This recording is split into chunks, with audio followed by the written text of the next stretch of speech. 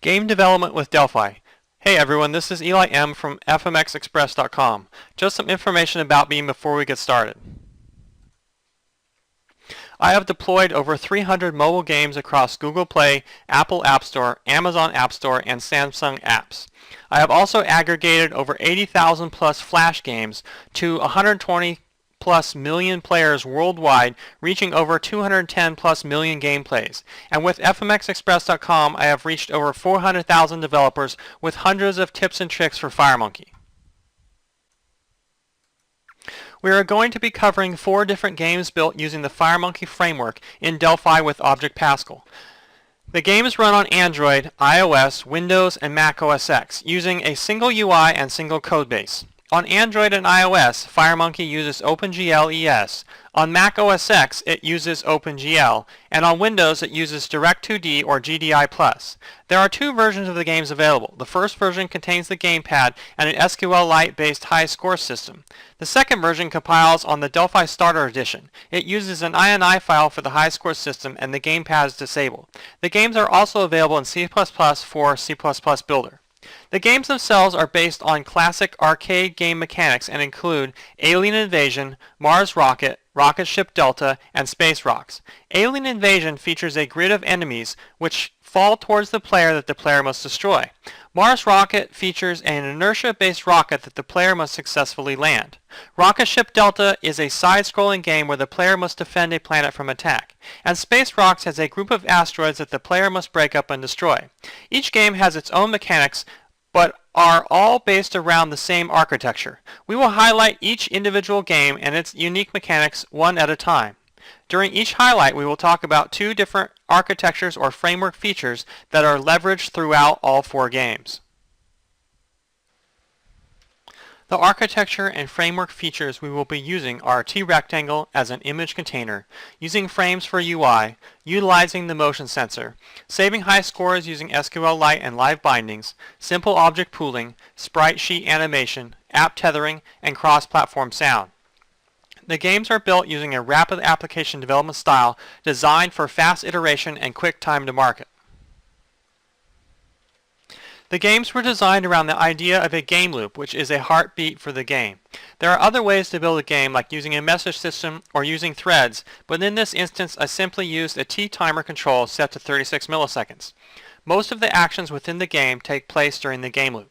The player's actions change various Boolean variables, and those variables are used during the game loop to affect the game. If the code within the game loop takes longer than 36 milliseconds to execute, the player may experience lag, so keep that in mind when you are optimizing the game loop. Within the game loop, it processes game events like game over and level complete, the player inputs including the accelerometer, explosions, and projectiles, enemy movements and events, and power-ups. Finally, it handles collision detection for all entities and looping the music. Let's look at the game loop code for the first game. So here I have the game loop event defined in the Delphi IDE. We've got the local variables at the top. We have a debug section here that we use to calculate the time that it takes to complete the game loop. We have the game over section here. We have the level complete section, and we have the accelerometer is processed right here in this section. We handle player movement and firing in this section. Then we handle the explosions list, and then we handle the player projectile properties in this section. And we've got the projectile list, and it goes through, checks all the enemies against all the projectiles, does a collision detect. And we also, this is Alien Invasion, so it has a wall list, and we check the walls and the collision and the projectiles using this collision detection of intersect rect. And we also check the collection list for the same thing to see if it collides with the projectile. And moving on to the next section, we handle the enemy movement and enemy firing by looping through the enemy list, and it does various player hit events here. It checks the walls to see if they have been hit by the enemies, and it decides whether it needs to fire an enemy projectile. And if the enemy is hit, it creates an explosion graphic around it, and then the enemies are also deleted here or removed if they have been hit by any of the player projectiles previously.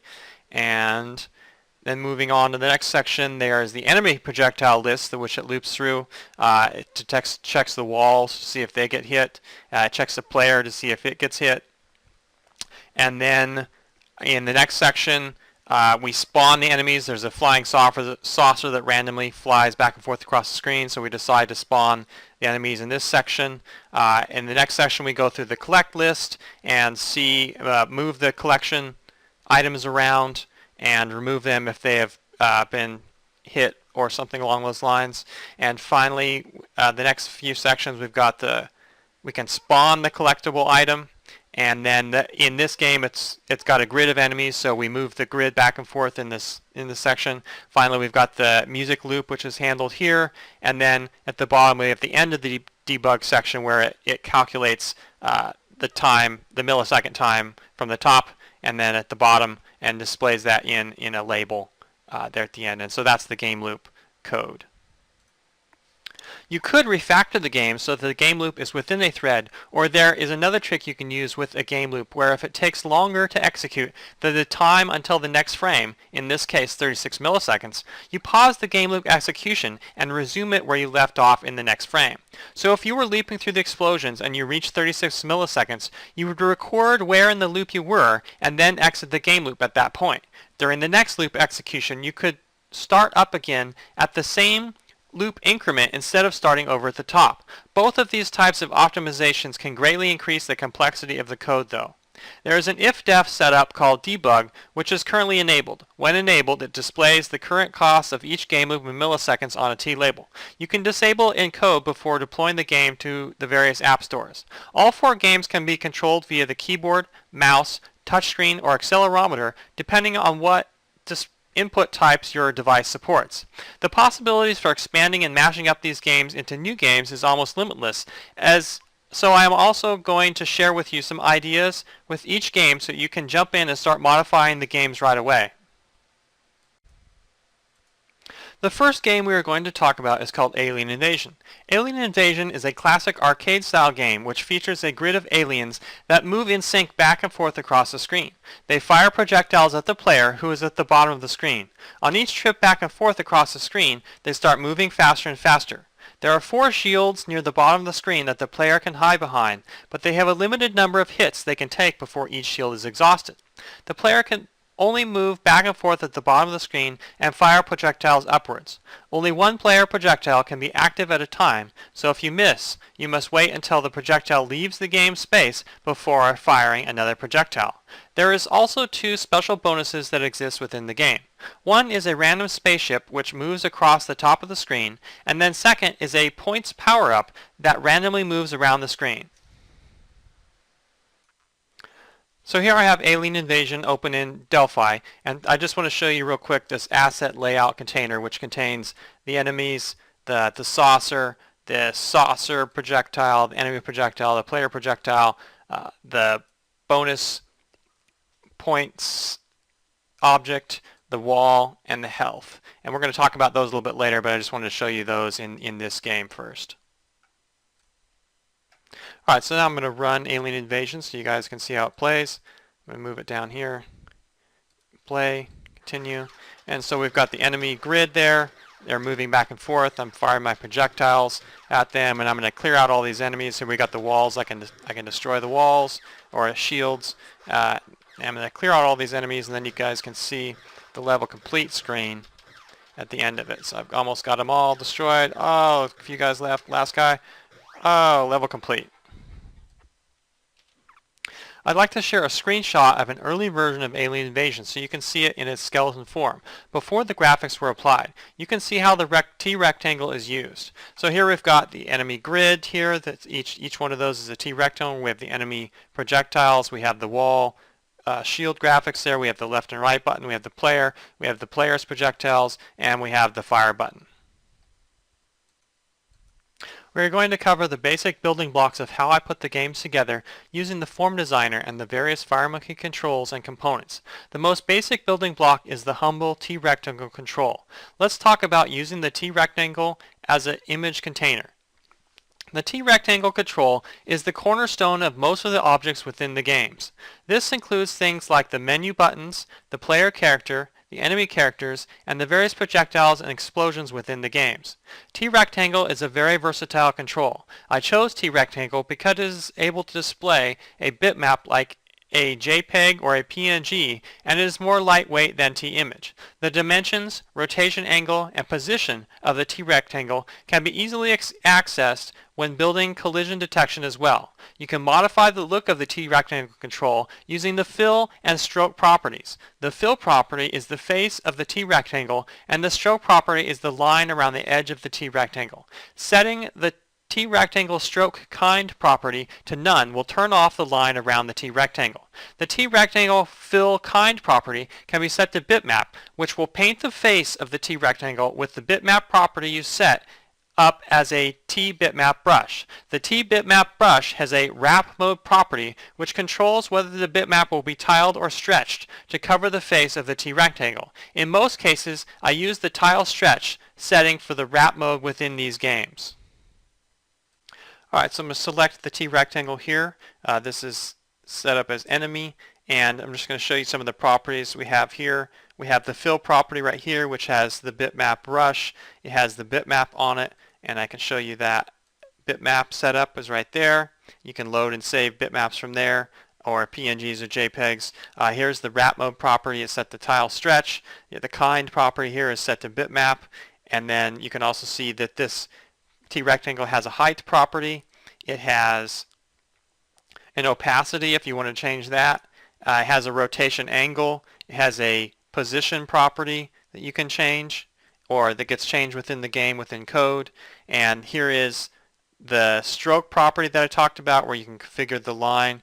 You can set it to solid or dash in this case. As you can see, the dash is set around here, so that, and that gets set to none at runtime, but for design time purposes, it allows you to see what objects are in the asset layout there. And then there's also the width property down here at the bottom, and that is lots of the properties of the TRectangle. Collision detection for the TRectangle objects is handled in the games using the intersectRect function. You pass the TRect of each TRectangle to the function, and it tells you if they intersected or not. Box2D is a third-party physics library that is also available with Delphi, but for simple collision detection like is in these games, intersectRect works well. On the main form of each game, I have a asset layout control, which is a T-layout, and I've showed you that a little bit already. A T-layout is an invisible control which you can use to manage your layouts. Inside the asset layout, I embedded the various game elements, like the enemies, projectiles, explosions, and power-ups using TRectangles. This saves you from having to write all of the code to load those bitmaps at runtime. The asset layout control simply gets hidden at runtime, and you can access the bitmap elements as needed. Some elements of the games, like the player character and the game backgrounds, are not stored in the asset layout. Instead, they are set up at design time exactly how they will appear at runtime. The parent of the asset layout is the HUD layout control, which is also a T-layout. The HUD layout contains all of the control buttons and other display controls like the score, player health, player lives, etc. The parent of the HUD layout is the T-game form. The T-game form has a fill property, and the background image is set to the fill bitmap property with a wrap mode of tile stretch. By using tile stretch, the background will always automatically resize to whatever size device you're running the game on. On some of the other games, the background is handled differently. So here is the asset layout, which I told you about before. Here's, you can set it to hide, and that's what happens at runtime. At design time, it's visible so you can see it. Here is the HUD layout, and you can see that which elements there are on the HUD layout. And then finally, the game form is here in the background, and you can see the background image is set up on its fill bitmap property, and then you can load and save different backgrounds there. So back to the asset layout, I already showed you the various elements, and it's got that dash dot around it, which you can change. I'll show that to you real quick. You can change that to solid, change it back to dash, and then you can also change the kind property to none, which is what happens at runtime, solid. And so these other elements are not in the asset layout. We can hide those so you can see the full screen there. In FireMonkey, animation can also be handled through the TRectangle control. One example of this is the explosion animation. First, I created a TRectangle, and then I dropped a T-bitmap list animation on it. The T-bitmap list animation component uses a sprite sheet bitmap for animation. A sprite sheet is all of the frames of an animation combined into a single image. The component then copies out each frame of the animation from coordinates on the sprite sheet one frame at a time to create the animation. In this case, the animation targets the fill bitmap property of the TRectangle. The T-bitmap list animation has a lot of different properties, but I only used a few like animation count, animation row count, duration, and trigger. The trigger property watches for a property change, like if the isVisible property gets set to true, then the animation starts. I use the trigger property because the object pools. When the objects come out of the pool and get set to visible, it starts the animation. The game control buttons and other visible display graphics within the games are also built using TRectangles and visually added directly to the main form at design time. The rest of the interface screens are built using frames. You could enhance the game to use a custom TRectangle, which might be implemented as a platform native object for increased drawing speed. So I'm just going to show you some of the T-bitmap list animation properties. So I'm selecting one of the enemies which has an animation on it. I'm going to scroll down and you'll see that here is the T-bitmap list animation, which is defined as a child of the enemy 3 parent here. And then you can see here is the animation bitmap, which is defined, and we're going to open that up. And there is the sprite sheet. You can load and save it there. Here is the animation count of 6 because there are 6 total frames, and then the row count of 2 because there was 2 rows of frames, and here is the duration set to 2. Here is the property that it's targeting, which is the fill bitmap, and finally the trigger property, which is set if isVisible equals true, then trigger the animation to start. Let's talk about the UI in frames. If you want to provide a professional game experience for your game, you need to provide all of the standard game menus which players are accustomed to. The different game menu screens were built using frames. Frames are similar to a form but behave more like a component that you visually design. You can create a frame, fill it with other components using the standard form editor, and then embed the frame multiple times in your forms. This allows you to quickly design, modularize, and reuse your UI. In these games, I created 6 frames, which include the main menu, the settings, the gamepad, the high scores, the instructions, the game over, and the level complete screens. So I'm going to show the various frames here. We've got the main menu frame, the settings frame, the gamepad, the high scores screen, the instruction screen, the game over screen, the various buttons and things, and the level complete screen with the text box here to add dynamic text at runtime. And so you'll notice that each of these frames does not have a theme applied to any of its graphical elements. And so if you go back to the main screen, I'll grab one of these frames. Let's find the main menu here, main menu frame, and I'm going to unhide it. And you will see that once it's embedded in the main form, the theme that you have set up using a style is applied to the frame. Generally, I use the align property to align each frame to content. The content setting ignores the other aligned controls and fills up the current parent control with the control being aligned, in this case the frame.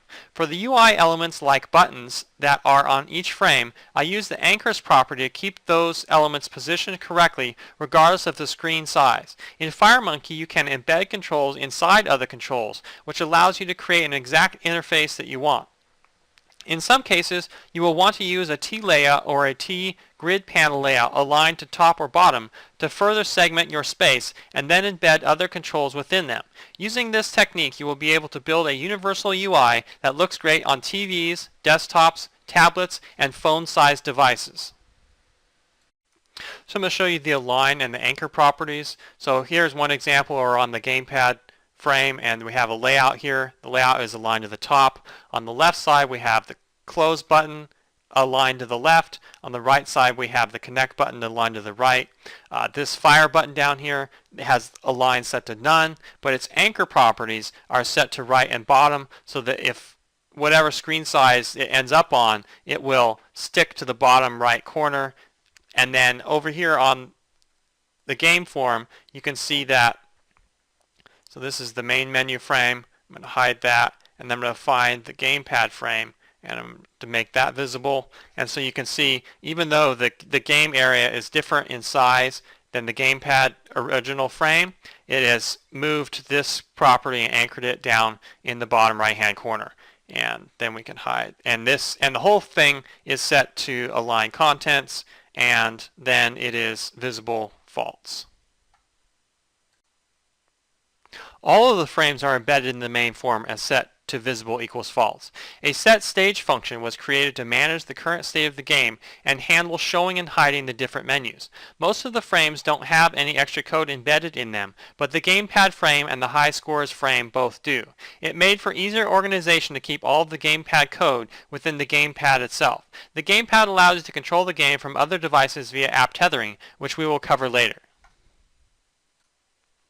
So here's the SetStage function. Or procedure rather. You can see it uses a case to see what stage it's at. If it's the main menu, it performs these actions. If it's the instructions, these actions. And the gameplay, level complete, game over, high scores, settings, gamepad, etc. And then if I tap through some of these with the search function, you can see where show gamepad, it sets the stage to gamepad. Or show settings, it sets the stage to settings, etc. Main menu, game over, and all the various places where it needs to set the stage and bring up those frames to show that menu, it does so. You could enhance the game UI by moving the player control buttons into their own frame instead of using the HUD layout I showed you before, or you could even move all elements involving the gameplay into a new gameplay frame. This would make it even easier to create new games around the existing framework. Having the gameplay in its own frame would also allow you to load up different types of levels within the same game just by picking which frame to load into the current level.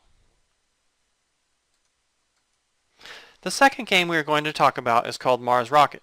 Mars Rocket is a classic arcade-style game where the player must collect points and land the rocket without crashing. On each level, 3 stars are randomly placed throughout the game screen, which you can collect for more points. Think of them along the lines of the mechanic in Angry Birds, where you can pass a level with only 1 star, but if you were really good, you can get all 3 stars. Along the bottom of the screen, a random number of platforms are generated in different sizes, which the player is able to land the rocket on. If the rocket is just slightly off, it will crash instead of landing. The player also has a limited amount of fuel in each level to land the rocket. The motion sensor controller really shines in this game as it makes controlling the rocket very intuitive. So I have Mars Rocket open in Delphi here. I'm going to show you the asset layout. I'm going to select the asset layout here. We've got an informational kind of a background screen that shows up on the level complete screen. Inside the asset layout we have the collectible stars, we have the platforms, and then we also have the player ship, which is not inside the asset layout. The asset layout is embedded in the HUD layout, which is here, and the HUD layout is embedded in the game form.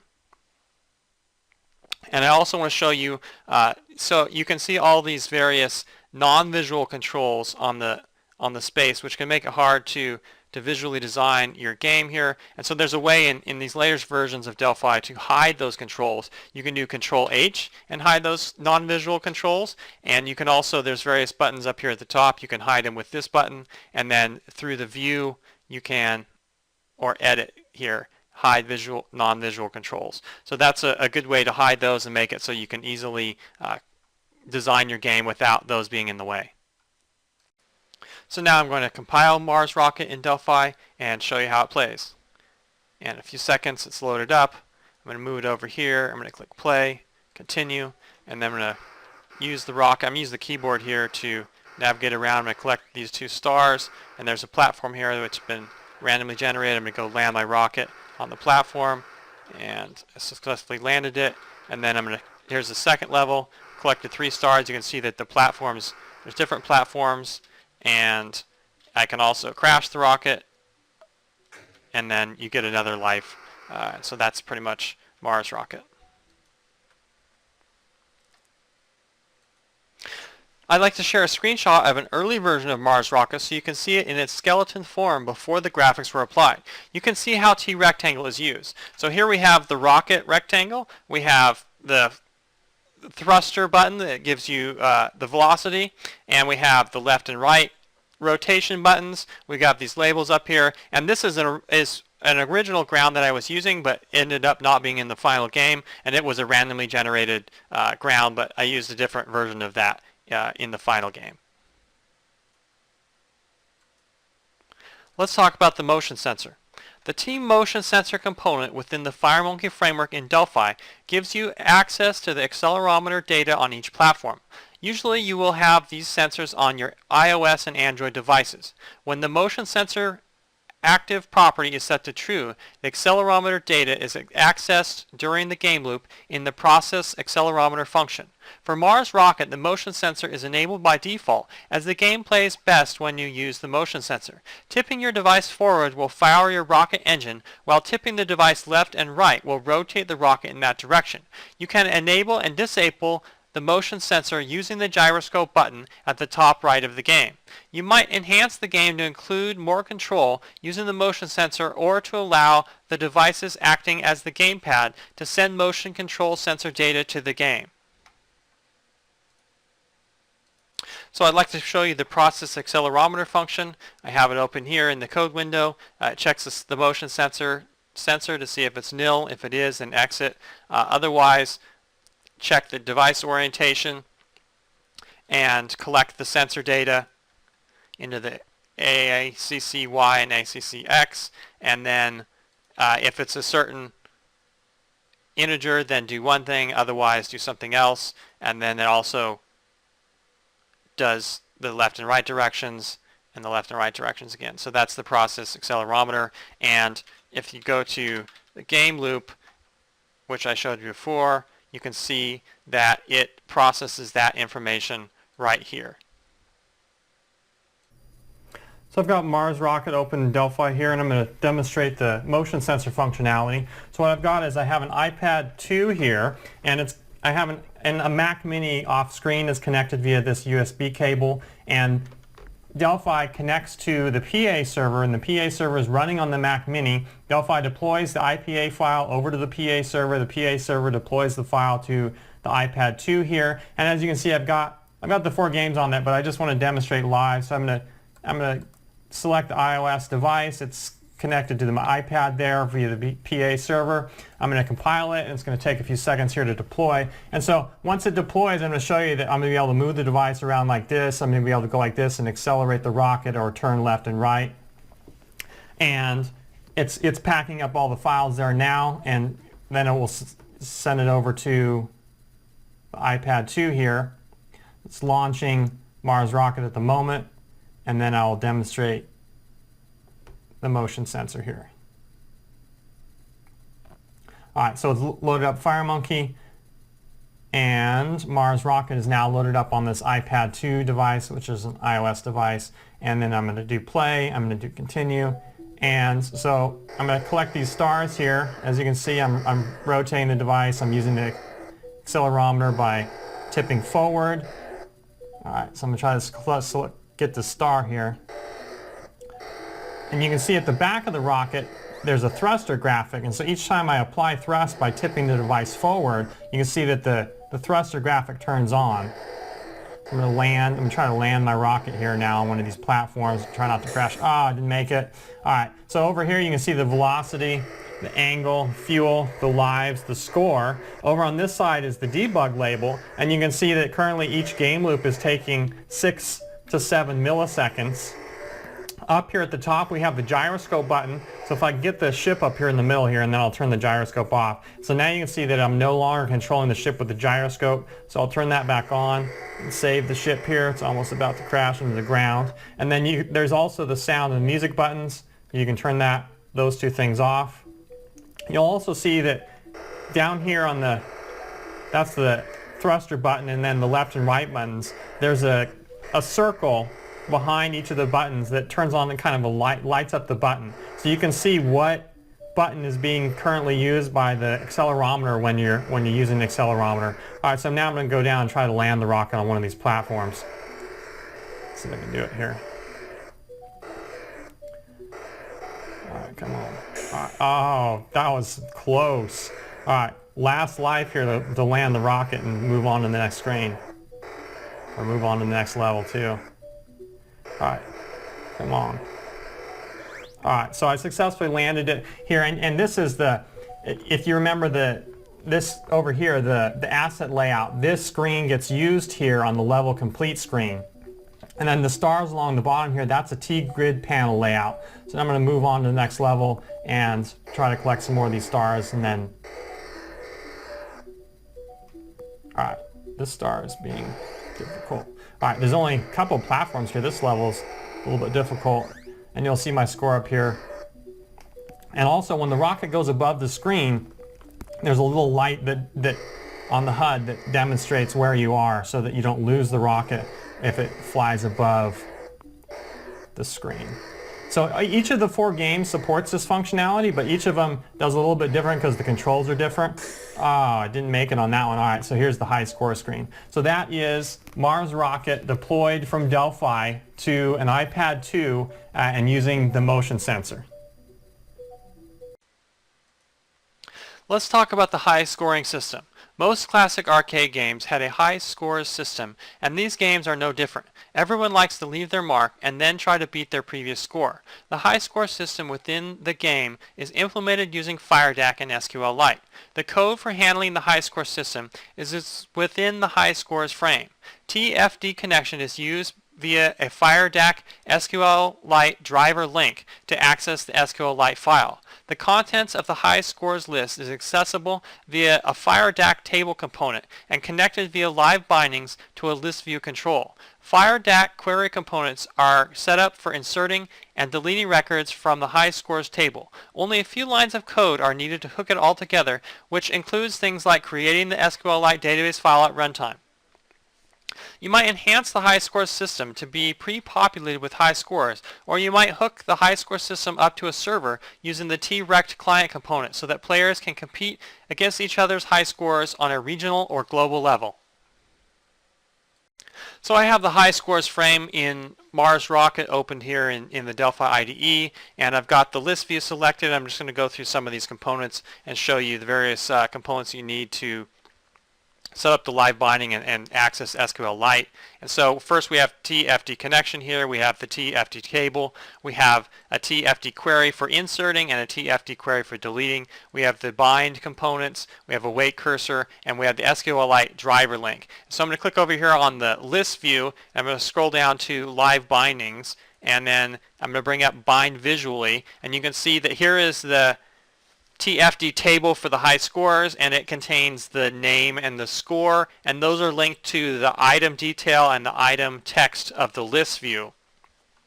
And so then if I click over to the code, you can see all of the FireDAC includes here at the top.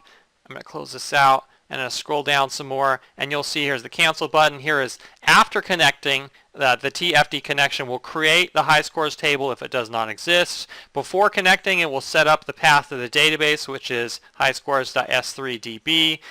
There's two other functions. There's the add score function, which calls save score, and save score inserts the score into the SQLite database.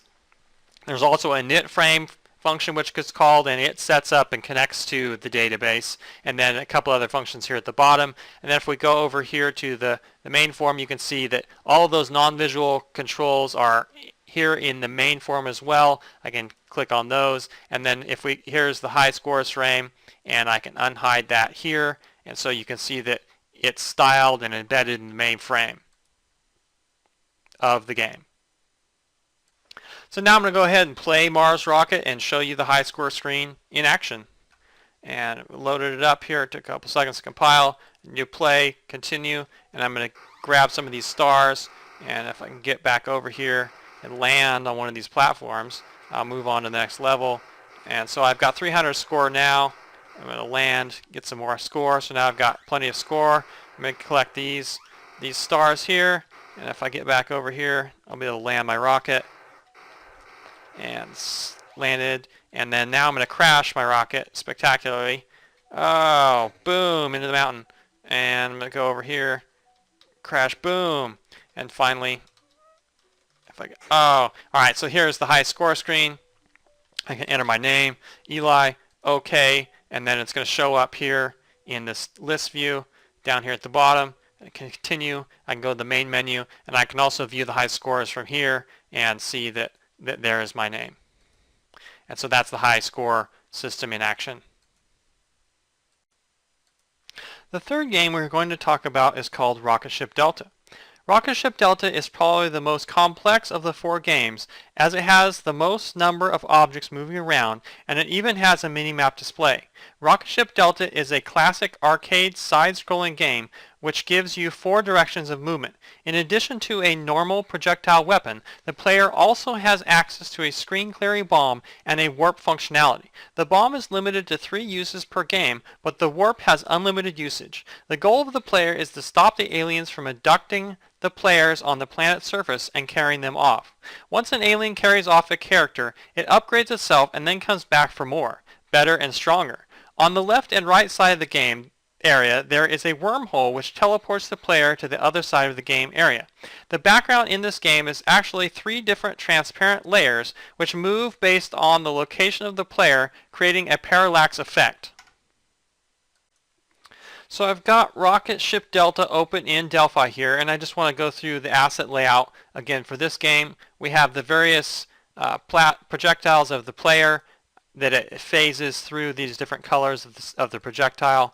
Here's the enemy projectile. Here's the bonus points. Here is the character that the enemies are capturing. Those are located at the bottom of the screen. Here is the bomb graphic, and that actually gets filled into these bomb rectangles over here. Here is the enemy rectangles of the 3 different enemy graphics, and there's a plasma wall that keeps you from going off the edges of the screen on the left and the right, and here is the wormhole graphic. The player graphic is here in the center, and then I just selected the HUD layout, which everything is contained within, and you can see it hidden there, and then finally everything is in the game form, and you will see in this game the background color is not set to a bitmap at all. It's just set to a color of black, and then the parallax is handled by these map layouts, and they contain various rectangles which move around to create the parallax effect. I'm going to open up those. Alright, so you can see that it's got all the stars and things in that one. In this one, it's got the stars again, and then finally in this one, you can see the stars in there. And then also, this map layout one, it contains the mountains rec down here at the bottom, and you can see that graphic here. And so that's the asset layout of Rocketship Delta. Alright, so now I'm going to compile Rocketship Delta here in Delphi and show you how it plays. Select it, move it over here, click play, continue through the instructions, fly my guy around. I'm going to use the keyboard here. There's an enemy. Use the wormhole. Alright, that enemy just upgraded. I got that guy. And then I'm going to show you the bomb. The bomb destroys the different, and I'm going to collect this. Oh, missed the power up. I'm going to shoot that guy. I'm flying around over here. I'm going to use the warp here. So you can see, and now there's a bunch of enemies. I'm going to use the bomb, destroy all those guys, and I'm going to fly around here. You can see the parallax in the background, the 3 different layers moving. Collected that bonus power up. That guy's chasing me. One more enemy over here, and then level complete. I'd like to share a screenshot of an early version of Rocketship Delta so you can see it in its skeleton form before the graphics were applied. You can see how TRectangle is used. So we've got the enemy rectangles here. We have the player rectangle. We have some projectiles from the enemies and the players. And then we have the fire button. We have the left and the right buttons and the up and down button. You can see that the bomb button and the warp button were not in the prototype at that time. Let's talk about object pooling. Creating and destroying objects on mobile can be expensive performance-wise. The T-string list component was used to implement a simple object pooling system. When the game is initialized, all of the object lists are created. If a new object like an enemy, explosion, or projectile is needed, it is created and added to a list. Once it is no longer needed, it goes back into the list for reuse later. Looking objects up by string is currently not used, but is available for future use if you were going to add special types of enemy characters, for example. At the end of each game, the lists clean up all the objects and are then removed. The T-string list has a property called owns_objects, which will automatically clean up all of the objects attached to its list. You might refactor the game to use T-dictionary or to prime the object pools for better performance in later levels when there are more objects. So I have the Rocketship Delta code open here in Delphi, and I just want to show you the object pooling functions that I set up. There's getPoolObject and there's setPoolObject. Now getPoolObject, if there is an object in the pool, it will return it, and if there is not, it will create it. And so in this case, it's a TRectangle and returns that. And then setPoolObject is when you're done with an object, you can set it back into the pool using setPoolObject. And so here's an example of it being used in spawn projectile. It gets the object and uses it, and then it returns it at the end of that function. And if we go over to the game loop and we find the setPool function, we've got the explosion list here. Once this explosion is complete, it will set the explosion object back into the explosion pool and remove it from the list. And then finally, if we go over to init game, you will see where we create all of the object pool objects here, which are T-string lists. We create them all there. And then if we go to cleanup game, you will see how we set owns_objects on all of the objects, auto pools and things that are there. And then we free and nil them at the end to remove all the objects from the game. Let's talk about animation. We covered the animation a bit already, but animation is implemented using the T-bitmaplist animation component, which is built into the FireMonkey framework. T-bitmaplist animation uses a sprite sheet, which features each frame of an animation on a single bitmap. The frames are copied from the sprite sheet and drawn in place to create the animation. Creating a sprite sheet to use in Delphi can be tricky because a lot of the art tools out there export a sprite sheet in a different size than what Delphi is expecting. Delphi expects a sprite sheet that is the exact width and height of the number of frames in your animation. If you have 6 frames, which are each 50 pixels wide and 50 pixels high, and they are laid out on the sprite sheet in a 3x2 grid, your sprite sheet would be 150 pixels wide and 100 pixels high. You may have to trim down your exported sprite sheet before loading into Delphi if it is not in that format. There was one version of iOS which caused problems with the animations if they attempted to run while the game was being transitioned to the background. I created a new function called pause bitmap list animations, which loops through and pauses all the animations before the game is backgrounded.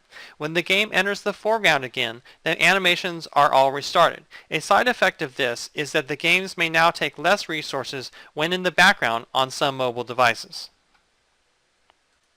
I have the Adobe Flash animation tool here, and I have an explosion graphic opened up in it, and you can see the different frames of the explosion.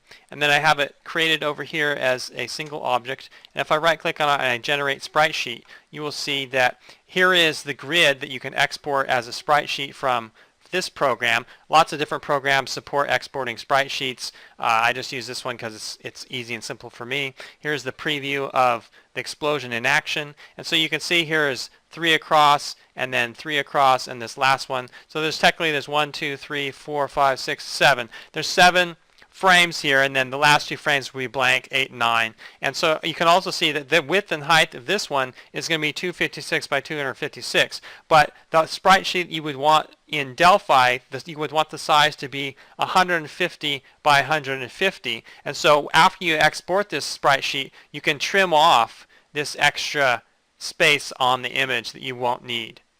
And so that's how you export. You just export the sprite sheet, and you can trim it up and then load it up into Delphi. The final game we are going to talk about is called Space Rocks. Space Rocks is a classic arcade-style game where the player starts at the center of the screen surrounded by a number of asteroids. The player can rotate their spaceship left and right as well as accelerate forward. The player has an inertia from each acceleration which slows down over time.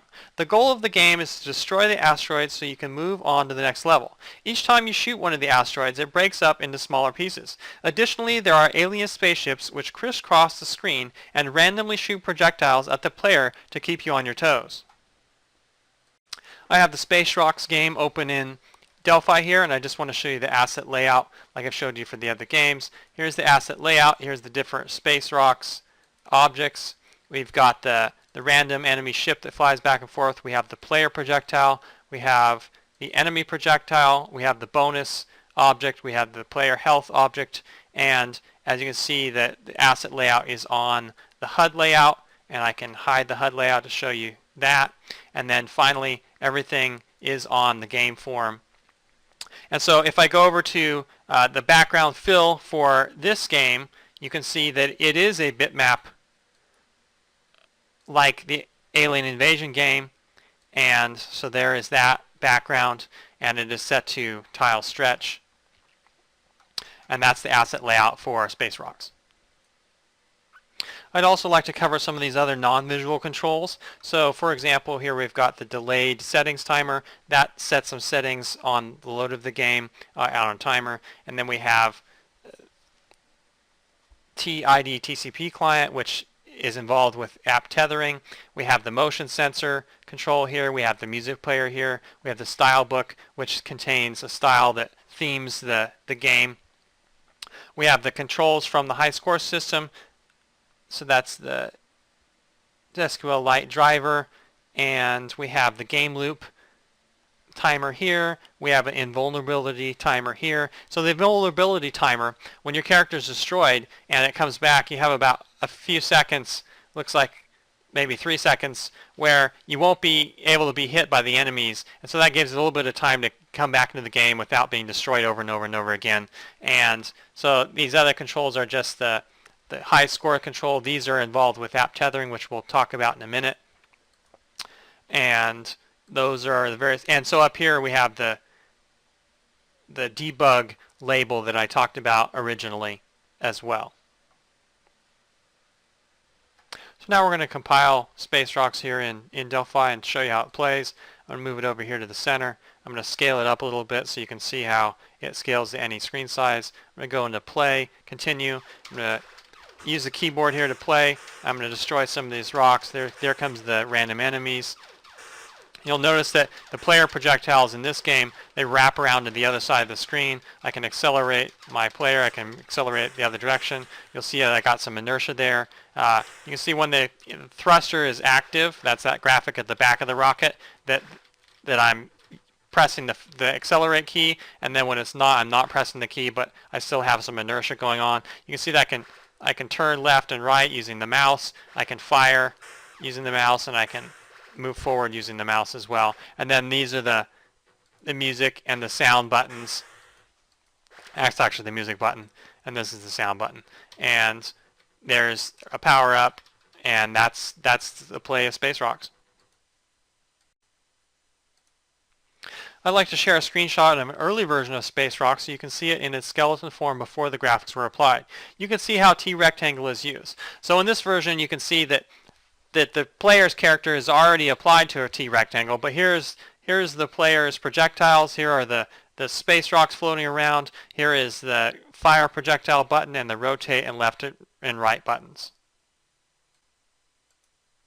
Let's talk about app tethering. App tethering is a group of components that comes with Delphi for easily communicating between your Delphi apps on different devices. You can connect via Bluetooth or over an IP network connection. Packets in the IP network connection are sent via the UDP protocol for connecting and discovery. TCP is used for communicating after the connection is made. The components in the games are set up to use the IP connection. App tethering is actually peer-to-peer, but in this implementation it acts as a client and server.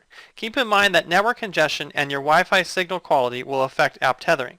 The app tethering implementation within the 4 games allows you to run one device as a game controller or gamepad and a second device where the game is running. For example, you can have your Android phone set up as the gamepad controlling a game on your iPad, or you can have your iPad device be the gamepad controlling the game running on a Mac OS X device connected to a big screen TV. You can even have your Windows machine be the gamepad and play the game on your iPad Pro using the keyboard from the Windows machine. The server side of the app tethering components are embedded in the main form, and the client side of the app tethering components are embedded in the gamepad frame. The game itself has actions set up for each of the control functions within the game. On the gamepad side, each button is set up to run one of the remote actions asynchronously. Press a button in the gamepad, the action is sent via app tethering, and the action gets executed in the game. Keep in mind that because the actions are sent asynchronously, you will need to thread synchronize any code within the actions that modifies the UI. You might enhance the game to include more robust app tethering support for connecting between devices or to use Bluetooth instead of IP networking. The current UI for app tethering in the games is functional, but could be expanded to better handle connection errors. So I've got Space Rocks open in Delphi here, and I just want to run through the various app tethering components. So we've got the tethering manager and the tethering app profile, and these are, I'm going to call them the server components in this instance, and they use the action list. Here's the action list editor. There's the various actions that can be executed from the gamepad.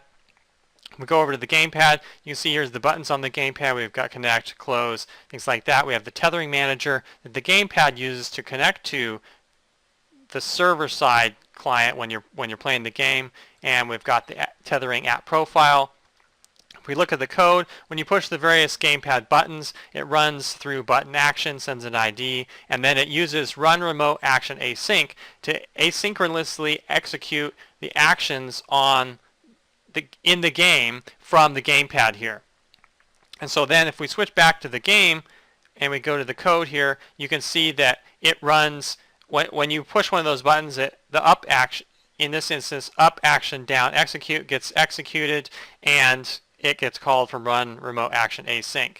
And so if you do any kind of UI changes here, you need to thread synchronize. So in the fire action down execute action, we do thread synchronize because when you're playing the game, if your character gets destroyed or whatever and you have to move through the game screens, the game over screen, the high score screen, you can navigate through the game using the fire button to move through the various menu items, in addition to using the fire button to fire the projectiles while you're in the game.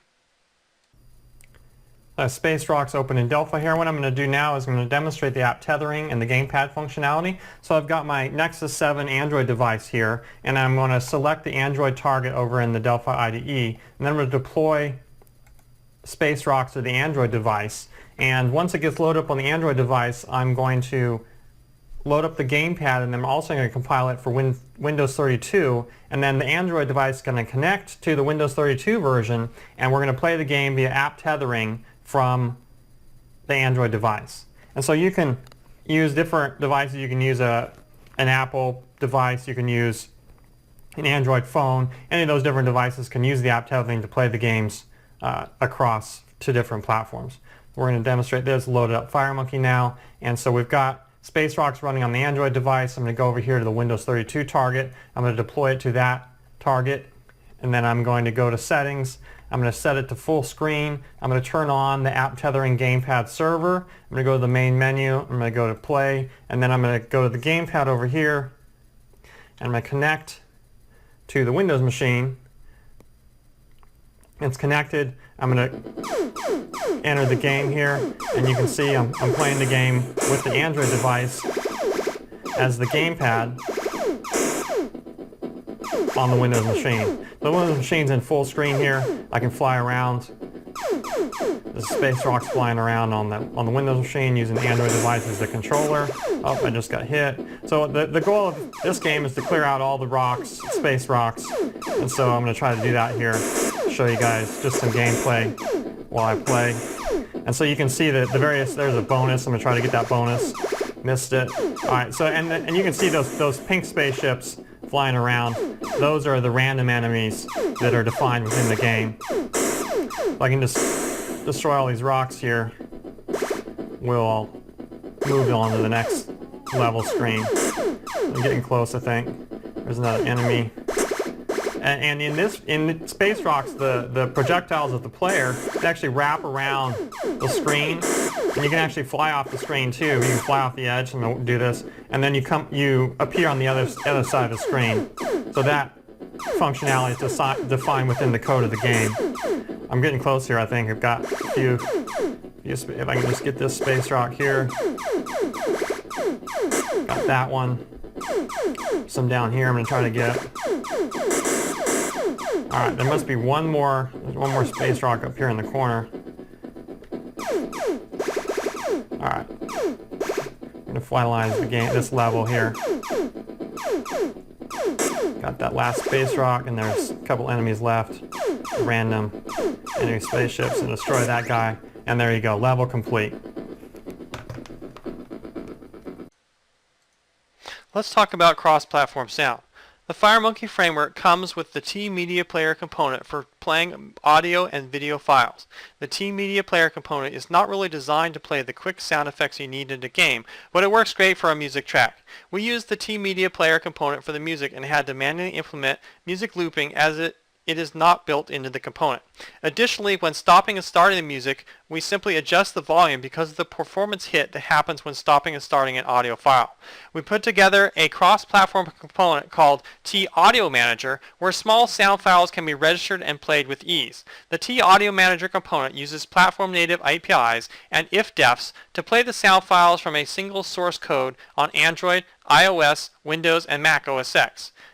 On iOS, it imports 4 functions from the Apple Audio Toolbox framework. You must add this framework to your iOS SDK in the IDE before you will be able to compile the project to iOS. On the Android side, Audio Manager and Sound Pool from the Android SDK are used. On Mac OS X, an NS Sound object is used. And finally on Windows, the SND Play Sound API call is used.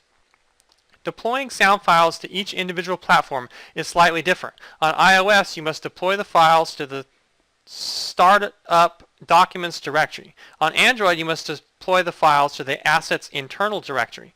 On Mac OS X, the directory is automatically configured to deploy to the Contents Resources Startup directory. Finally, for Windows, you need to manually copy the sound files, both star.wave and star.mp3 files, to the same directory as the executable. There is an ifdef within the formCreate event, which defines where the sound files get loaded from. For Windows, you can use the path in the classic param_str0 function. For Mac OS X, the system IOUtils tpath get home path function corresponds with the deployment directory. And for Android and iOS, the system IOUtils tpath get documents path function corresponds with the deployment directory. You might enhance the game to include even more sound effects and even apply sound effects to the various buttons throughout the UI when they are selected.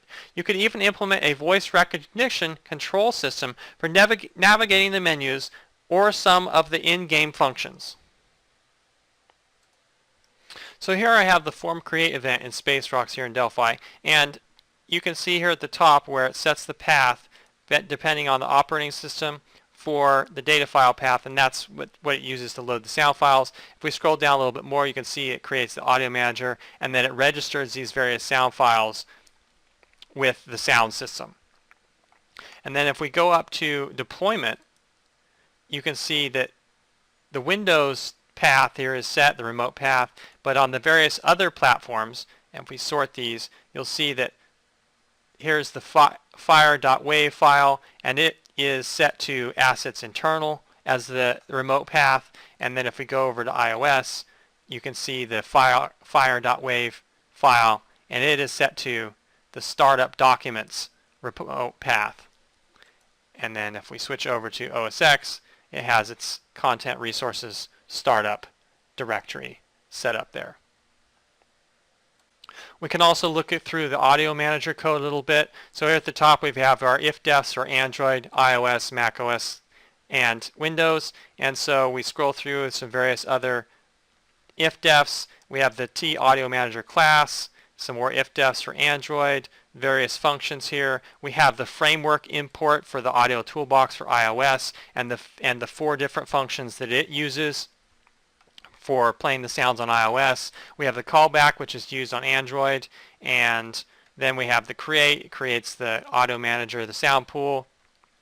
We destroy, clean everything up there, and we can add a sound to the audio manager, and it's got the various if-defs here, and you can delete a sound with various if-defs, and then finally you can play a sound. So it's got these if-defs for Android, iOS, and then on Android it goes through and it does a sound pool play. On iOS it does a audio services play system sound using the sound that was registered, and on Mac OS X it uses a TNS sound, and then on Windows finally it does SND play sound, the file name. And that is the audio manager class. Sound and music. There are a number of different sound effects generators online you can use to generate the in-game sound effects. SFXer lets you generate pick-up sounds, coin sounds, laser sounds, explosion sounds, power-up sounds, hit sounds, hurt sounds, jump sounds, blip, and select sounds. There are a number of different variations now that are derived from SFXer. One is called chiptunes and the other is called BFXer. Both of these are more advanced versions with more features, but the sounds generated are also slightly different than the original. For music, you can search on your favorite search engine for Flash Music Maker, and there are all kinds of different sound creation tools that you can use in your browser. Computoser has computer-generated songs in various genres that you can use under a Creative Commons license. Shockwave Sound is a royalty-free sound license service where you can generally license songs for around $30. Lastly, Omada is just one example of the many Flash music makers out there. Omada claims to have no restrictions on music generated using the tool. Generally, the various Flash music makers lets you add samples onto a looping track which creates a beat. Be sure to check the license for the music generated in each different tool before using. So here's the SFXer tool, and as you can see it's got the various sounds you can generate over here, so I'm going to click some of them. And it just kind of gives you a random version of that type of sound.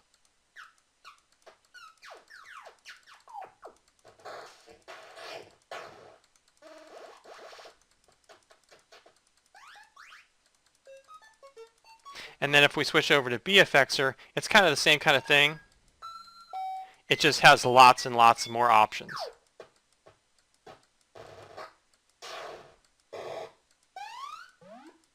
And then you can easily export and save the sounds over here.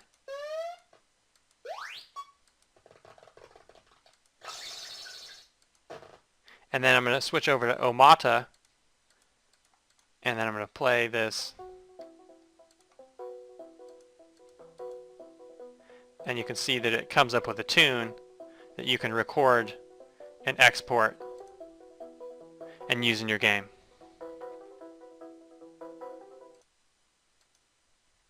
The game's compiled to 4 different platforms from a single codebase in Delphi. All 4 platforms can also talk to each other and control the games across devices on Android, iOS, Windows, and OS X. So I've got Rocketship Delta open in Delphi here, and I'm just going to deploy to each of the 4 platforms that it supports. Actually more because Windows 64-bit, but we're going to start with Android here. I'm just going to select my Android Nexus 7 device and bring that up in so you can see that. And then I'm going to just start deploying to this device. And then after that one, I'm going to show you the iOS device. I'm going to show you an Android phone. I'm going to show you a Mac OS device, and I'm going to also compile to Win32 and Win64. And so once the Rocketship Delta deploys over here to the Nexus 7, I'm going to turn on the motion sensor and then show you the control on the Android device using the motion sensor in Rocketship Delta. So it's installing the APK now over to the Android device. So it's connected via the USB cable directly into my computer and connected to Delphi. So there's FireMonkey launching. I'm going to hit play here, continue, and then so I've already got the gyroscope on. So I'm moving around with the gyroscope. And personally on the mobile devices, I think the gyroscope or the accelerometer provides the best control. Looks like I need a bomb. This guy's a little too many guys running around trying to get me. Crash into that guy. Another bomb. Alright, so moving around with the gyroscope, you can see the parallax in the background, you can see the mini-map at the top. Let's scroll up here at the top of the screen. Collected a bonus. Go through this wormhole, crash. Alright, so there's a level in on an Android Nexus device. So I'm going to put that down, and then I'm going to select the next device. I'm going to deploy it to a Samsung S6 Galaxy device. So bring that up into view. Start deploying to that device. And so with this device, I'm just going to play on the screen with the on-screen buttons instead of using the gyroscope. So it's packaging up the APK now. And all the icons and the splash screen things, those are all put into the APK file, and you can configure those for Android as well. And I'm also going to show you that you can rotate the device, and you'll see a portrait mode and a landscape mode, and the device or the FireMonkey app automatically handles that and resizes itself as needed. Alright, so I'm going to go in and play here. So I'm going to accelerate here with my left and right keys. That guy, I'm going to use a bomb on that guy. He was moving pretty quick. He was capturing that person. That guy's following me. Going through a wormhole here. So I need to go back here and bomb these guys. Alright, so I'm turning around. That guy he just captured a character. I'm stuck on the plasma wall. I just use the warp gate. And so this is Android phone size device. And as you can see, it automatically figured out the screen size and made the game playable on this size device versus the Nexus 7 tablet. And that's all handled with the align and anchor tags. All right, so that was that level. So now I'm going to exit out of there, and then I'm going to bring up the next device, which is the iPad 2. I'm going to switch over to the iOS device. So bring up the iPad 2 into view. So we've got this USB cable is connected to my Mac Mini. The Mac Mini has PA server running on it, and Delphi is connected over my network to the PA server. I'm going to start deploying to the iPad. And so right now it's packaging up all of the resources, the splash screens, the icons, and you can configure those. They don't have to be the same FireMonkey ones. You can make all your own custom icons and things like that. So this is one code base, all these different devices, and one UI for all of them without having a custom display for each different screen size or anything like that. It's just one for all. Alright, so here's FireMonkey loading up. I'm going to do play. I'm going to turn on the gyroscope on this one. So we've got Rocketship Delta here running on an iPad 2. Same code base, same UI that I just ran on an Android phone. Compiled across platform to all of them. Flying around, destroying all these guys. Uh-oh, that guy's about to capture. I got that guy using my bomb. I need another bomb there. I'm going to go through this warp gate and see if I can clear out all these guys. Oh, finish the level. So there was Rocketship Delta. Let's see if I can get to a high score screen. It'll show that. I can clear all of these guys. Maybe if I move on to the next level and get this high score screen to come up. I think I have 1 life left and about 3 health left. I'm just going to fly around here for a minute. Use a bomb on those guys. They've got... Uh-oh, that guy's going in for a capture. Let's see if I can go up and save this guy. Nope, too late. Alright, so I've got 1 health left. And so just so I can just demonstrate the high score screen. Alright, so here's the high score screen. I'm going to enter my name. I'm going to rotate it this way, get rid of the keyboard, back, do OK.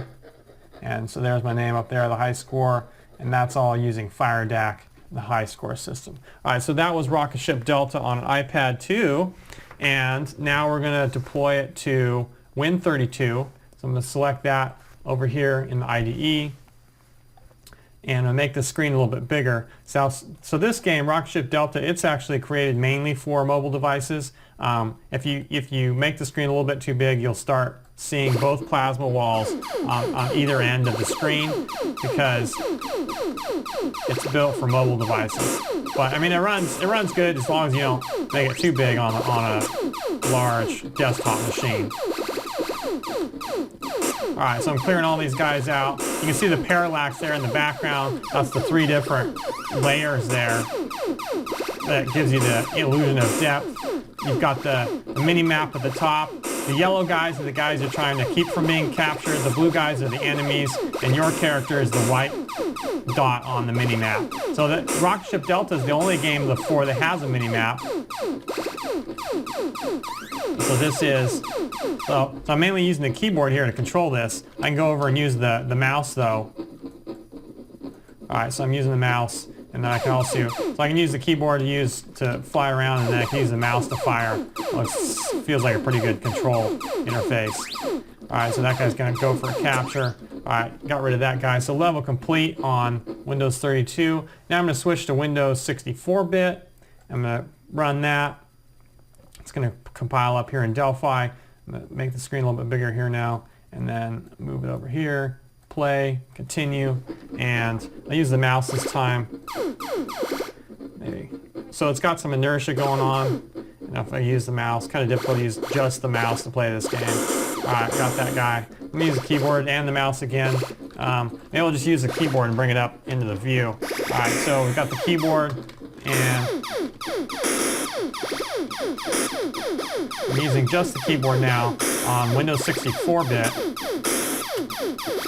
Destroy all these guys. Looks like I need a bomb. Alright, cleared all those guys out. So in this game, it's got the bomb, which is pretty powerful, but you kind of need it because there's so many different enemies flying around. And then you also got the warp, which you can use to escape trouble if you're really good. Looks like there's one enemy left, and he's going in for a capture over here on the mini-map. I'm going to go capture him. Alright, level complete on that. So I'm going to continue, and then I'm going to exit out of that game. And then finally, I'm going to move over to Mac OS X, and I'm going to deploy over to that device. So now I've deployed it to Mac OS X. Alright, so here we've got Rocketship Delta deployed over to the Mac Mini, which is Mac OS X 10. And so I'm going to fly around through the wormhole here and destroy some enemy spawn and destroy him and try to get this power up. And so you can see the parallax in the background there. That's the 3 different layers that it creates an illusion of depth. Try to get that bonus. Use the bomb on those guys. Bomb's pretty useful. I also like the free warp. That's a pretty fun mechanic to have. Destroy those guys. So this is a big screen TV here that the Mac Mini is connected to, and I'm using the keyboard and the mouse. Alright, use the bomb on those guys. I saved that one guy. Here's the guy falling back to the planet. There's the plasma fence keeping me from going to the other areas. And that is Rocketship Delta deployed to a Mac Mini with a big screen TV display. So I'd also like to show Rocketship Delta connecting from an iPad device to an Android device using app tethering. So we'll use a gamepad on the Android device and we'll connect to the game on Rocketship Delta. So I'm going to go into the settings in Rocketship Delta. If I only had 4 hands here, this would be much easier. I'm going to go to turn on app tethering there, go back to the main menu, and then over here in Rocketship Delta on Android, I'm going to go into the gamepad and I'm going to connect here to the iOS device. App tethering is now connected, and I'm going to set this down here real quick. And then I've got the gamepad open here, I'm connected, and I'm going to start playing here using the Android device. Alright, so now I'm flying around and firing the Android device on the iPad. So we've got cross-platform app tethering happening right now. I'm going to use the bomb here, a bunch of guys, use the warp, and scroll down and get some of these guys. The cross-platform app tethering between Android and iOS device. And this also works between Windows and Mac and iOS and Android all together. So all 4 platforms can all talk to each other using the same app tethering protocol. which connects via UDP and then transports via TCP. So that is, get those guys. All right, I got destroyed. All right, so you can also see that the fire button there is also the continue button. So if you do get destroyed, you can just stick with the gamepad. You don't have to switch back over to the mouse or go over here and touch this to move on to the next level or to restart the level. All right, there's the bomb, and go over here and hit this warp. All right, so that is cross-platform app tethering. So now I want to demonstrate connecting two different devices as gamepads to the same game. So both different devices can both simultaneously control the game. It's not two-player, but both different devices can both connect and control the game. So I'm going to set up the game here. The gamepad is turned on. I've got an Android phone here. You can see if I can rotate it, it does the phone portrait view and landscape view. So I'm going to go back to this view, and then I'm getting the gamepad. I'm going to connect to the Rocketship Delta game, and so then I'm going to hit continue. All right, so that one's connected. I'm going to go over here to this version. I've got Rocketship Delta here on the Android Nexus 7 tablet. I'm going to connect the app tethering using this tablet. All right, it's connected, and so then I've got two devices here, and as you can see, I'm moving to the left with the Android phone, and I'm firing with the Android tablet. Use the bomb, and use the warp here. Use the warp, use the bomb again. All right, firing. I'm gonna move up here. All right, so there you have two different devices, both connected via app tethering and controlling the same game. So for example, two different people could play and then swap turns without having to swap a device, or you could add your own multiplayer in here pretty easily. So there's a level complete screen. And all the games support doing this using the app tethering. So I also want to demonstrate connecting from Windows using the Windows keyboard as the gamepad to an iPad device and controlling the iPad from the Windows keyboard. So I've got the Rocketship Delta set up over here as the app tethering server, and I've got Delphi open here, and I'm going to compile it to Windows 64 because why not? It handles all of these platforms over here. I'm going to go to the gamepad, and I'm going to connect the app tethering to the iPad 2 device, and now it's connected. I'm going to go down here to the keyboard, and I'm going to click fire to move into the game. And so now I'm moving around using the keyboard. Use the bomb key.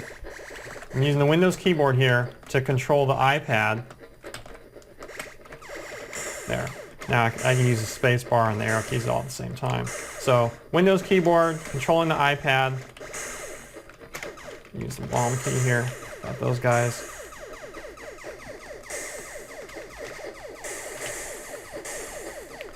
They got toasted. All right, just there you have it. The Windows keyboard connected via app tethering to an iPad machine and controlling it.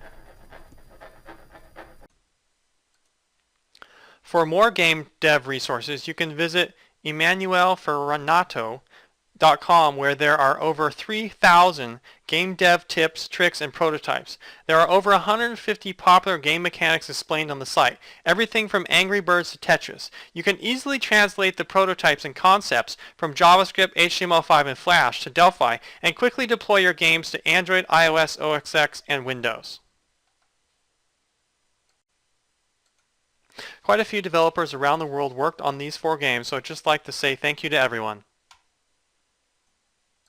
In case you missed it, you can access the source code at embt.co/Delphi Games 2016. That's about it for now. Thank you. Okay, this is David I, and Eli M is online with us. Eli. Hey. Hey, sounds great. So first, I think and foremost, I think you mentioned this along the way.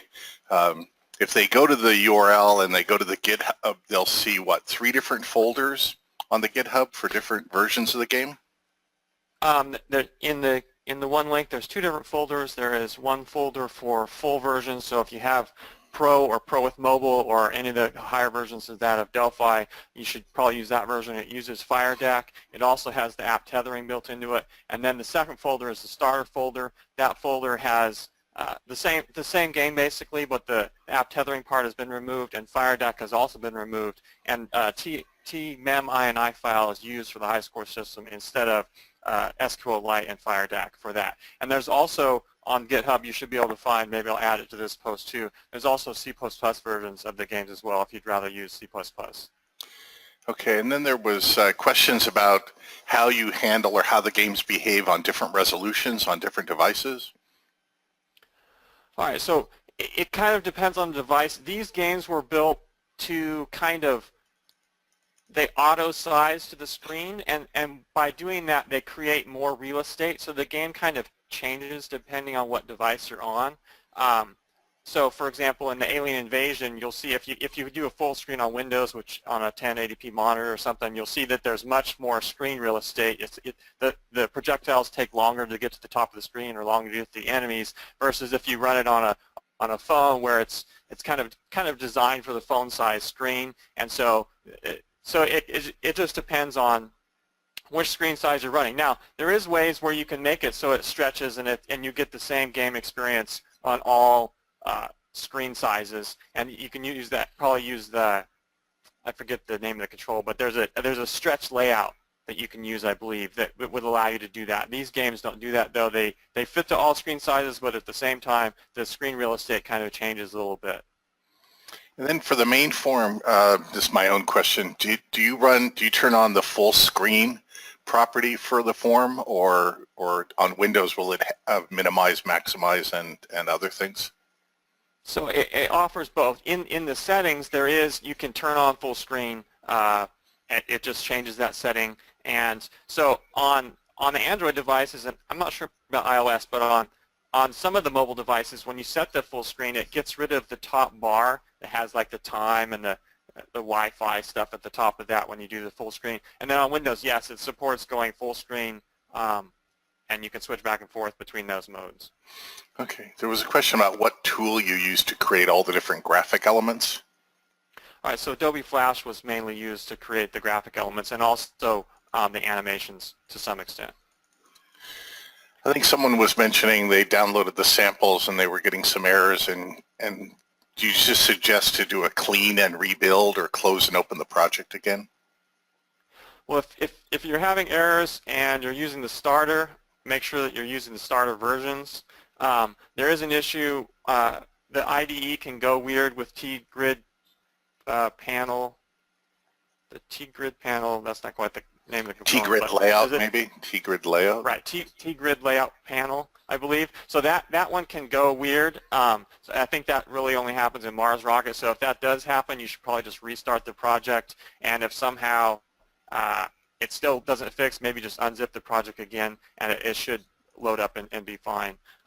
If you're having FireDAC issues, I think somebody was having that, but I think they corrected them by just switching to the starter version. So I'm not sure if you have Pro and Mobile and not the FireDAC client pack, though I think I've used that, and that should work too, whether the FileDAC will work there. But if you run any of those issues, the starter version should probably work fine for you. It just uses the INI file instead of FireDAC. Somebody was asking about using a joystick, and it looks like you put a link to a joystick interface for Delphi. Is that it? Right. There's a couple different, Winsoft.sk has a couple different joystick components. One of them is a DirectX joystick component with more options, and the second one is, I think it's just a general joystick component that I'm reading about. Joystick position and status, that's basically what it has. And then they also have a COM port, like if you have some other kind of device that uses a serial port that you want to use, they also have COM port components that will allow you to connect to those devices. And Delphi has built-in Bluetooth and Bluetooth LE components if you have some kind of Bluetooth controller that you wanted to use with it. Yeah, there was a question that was off topic to game development, but about using the camera, and I pointed to a sample. There's a camera component sample in the mobile snippets, and that runs on Win32, Win64, and all the different devices, as long as you have a camera. I've even tested it on my Samsung Slate, which is an Intel tablet notebook kind of thing, and it has two cameras. And there's when you have the T camera component, there's a property called kind, and you can set the camera kind to default, and then it's whatever the default camera is, or you can choose the front camera or back camera if your device has two cameras, like your Windows device, or most smartphones and tablets now seem to have a forward and backward facing camera as well. So the default camera is whatever the hardware and the driver says the default is, but you can choose front or back camera as well if you're doing camera work. Some questions again, and Eli alluded to this, about what about database development in Starter? And database development is not included in Starter, but there's a special promotion right now to upgrade from Starter to Professional, including the free mobile pack. So check out shop.embarcadero.com. You can upgrade from your free Starter to the Pro and get the mobile pack at the same time. And Pro has database support with FireDAC, so for local databases, so for SQLite, Interbase Lite, and other SQL databases running on local host, you can do that with Pro Edition. If you want to talk to remote databases or multi-tier, then you need the Enterprise and Above or the FireDAC client server add-on pack. Somebody asked about Google Maps. There's a couple ways. On smartphones, there's the T-Map view, but there also is a sample. I linked to the location sample in the Object Pascal mobile snippets. Uses the T-Web browser and calls into the Google Maps URL interface, passing the latitude and longitude as parameters. So there was a question about 3D game development. Do you have any advice? Somebody was mentioning Unity. I think Unity costs $1,500 per developer per platform, whereas with FireMonkey and even Starter Edition, you get 2D and 3D and free deployment. Any other thoughts about 3D? I mean, there's more with sprites and collisions and other things in 3D space as well. There's lots of tools to do 3D game development, and I mean, but with Delphi you can also go directly to OpenGL if you want. So like if you just want to go directly to the metal and do OpenGL development, you can totally do that with Delphi. If you want WYSIWYG, all kinds of libraries and stuff, yes, there's lots of different tools out there to do 3D development.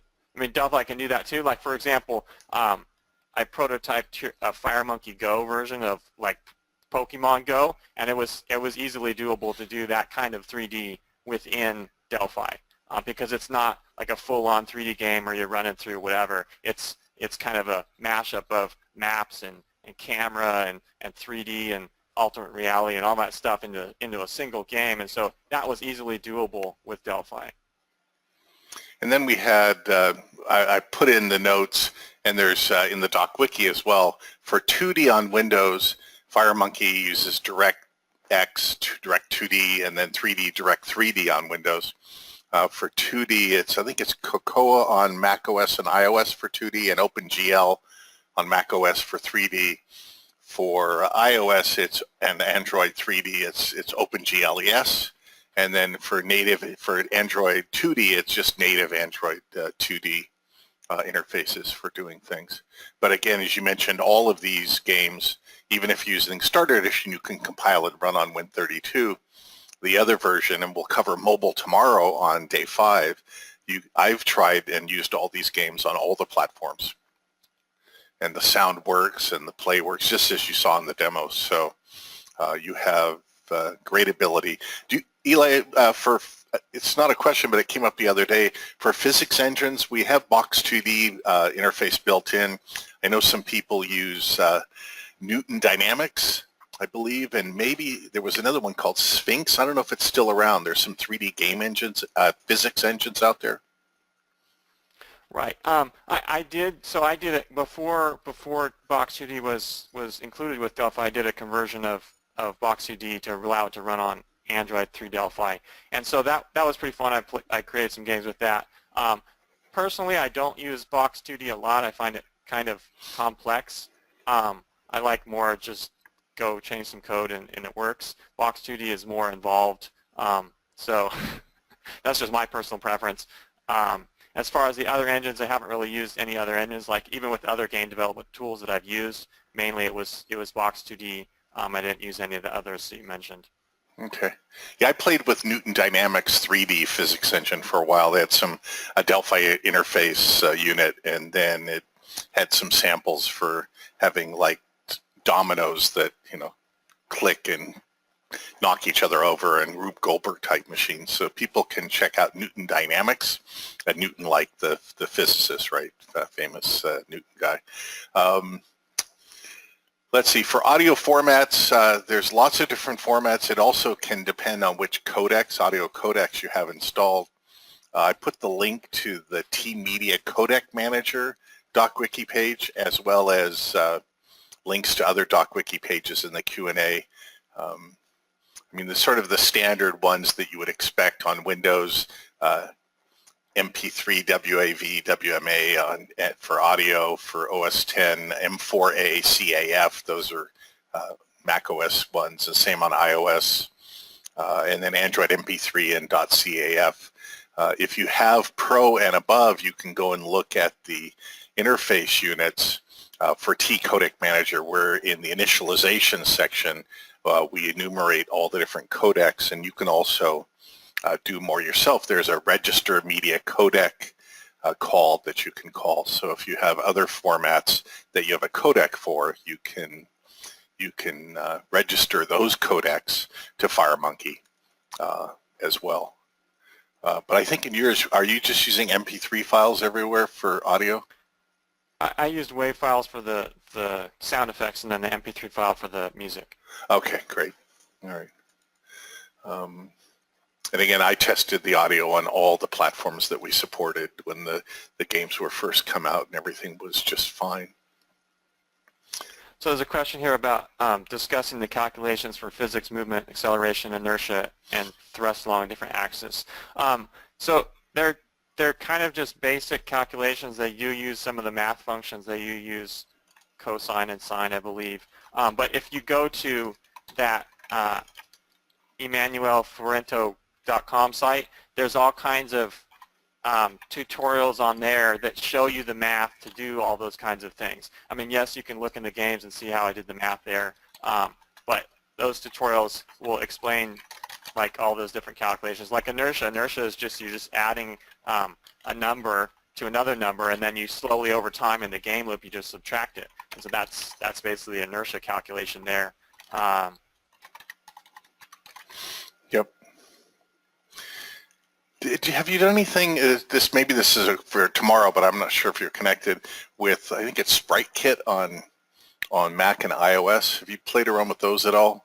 Those lower level? I have not. I know that TMS Software has a Sprite Kit.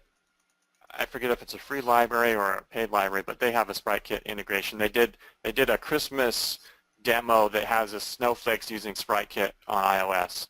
And I believe that demo source code is available for you to use. Yep. Let's see. Let me go down. Are the games available in binary form so we can deploy them? Have you put the games up in the Apple App Store or the Google Play Store, Eli? I have not. Yeah, they're not really available in binary form. We'd have to do that. Okay. We looked at putting them up, and all that stuff requires having the signatures and all those kinds of things to sign it and then get it approved and that kind of thing. So these are mainly for other people to grab the source and compile it themselves using Delphi on all those different platforms and play them that way. Yeah. Let's see. Did you ever use Game Circle from Amazon or in-app with Kindle? I don't know those. Game Circle. I'm not. Game Circle sounds familiar. No, I don't think I've used it. I've used lots of other libraries. Not particularly that one, no. I do have some games on Amazon, but I don't think I used those libraries because they weren't multiplayer or something along those lines. But if you want to use all those other like third-party libraries, all the app libraries and all the whatever else that is available on all those platforms for all the games, there's a couple different tools you can use. There's SDK Transform that ships with Delphi Berlin, and you can use that to take the iOS frameworks, even third-party frameworks, and convert them to Object Pascal so you can add access all their framework code. And then for Android, there is, with Delphi Berlin, I forget what it's called, but there's a Java tool that will convert the Java code to Object Pascal as well and allow you to access those libraries on Android. And then on Windows, of course, Yes. it's Well, just go ahead. DLLs and API. Yeah. It's for Android, it's Java, the number 2 OP. I think if I remember correctly, I'm Yeah, that sounds right. Java 2 OP. Yeah, Java to OP. I scrolled past it. And then it might be under Tools, and then, well, I'll post, STK transform. There's a batch file and an executable. It's in the bin folder, so folks, you can look for program files x86 Embarcadero Studio 18 bin and find what you need. Okay, let's go back. I don't know, Jim, you're on with us. I don't know if there were other questions over in YouTube or Facebook land. There was a question about high score information from one device to another, from one iPad to another iPad. I mean, right now you're saving the high score locally, right? Right. Currently, the high score is just locally. Yes, you could add either through app tethering, you could tell the high scores to go back and forth. You could use TREST client in Pro or higher to send the data to a server. I'm not sure if Indy comes with Starter, but if Indy is in Starter, you could also use whatever, either TCP or HTTP clients to send the high score data to a server and aggregate it, and then you'd have cross-platform high scores. And there's all kinds of high scores libraries too. Like that's one of the things that lots of third parties provide for the different platforms is high score libraries. Yeah, I wanted to mention that I've added day 3 video. Jim uploaded it. I've added it to the playlist, and we'll get day 4 up there as fast as humanly possible as well. I'm trying to find that link to that math tutorial site. There's another question. Maybe you can paste it in again, Eli. There's a asking for it again. I pasted in the link to the game development resources. Oh, there it is. Okay. Slide.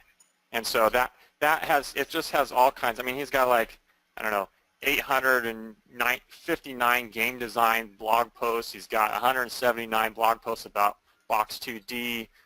He's got all kinds of other, there's like 150 different game styles that he has a tutorial of how to build that style, and it's just a basic, this is how you put together this game loop or whatever it is to create this kind of game, and you can easily translate that into Delphi. And so then the best part about it is that even with these games, you already have all the menu stuff set up, and you can just change the functionality of the game, and all the menu stuff is set up. So with some of these other tools, like if you do HTML5 or something, you still have to go build all the menus and things, and that can be where people get bogged down because they're like, okay, I've got this game, I'm kind of playing it, but in order to turn it into a professional game, you got to build all this menu stuff, the sound on and off and all that kind of thing. And so with these game sources, you can just grab it and go.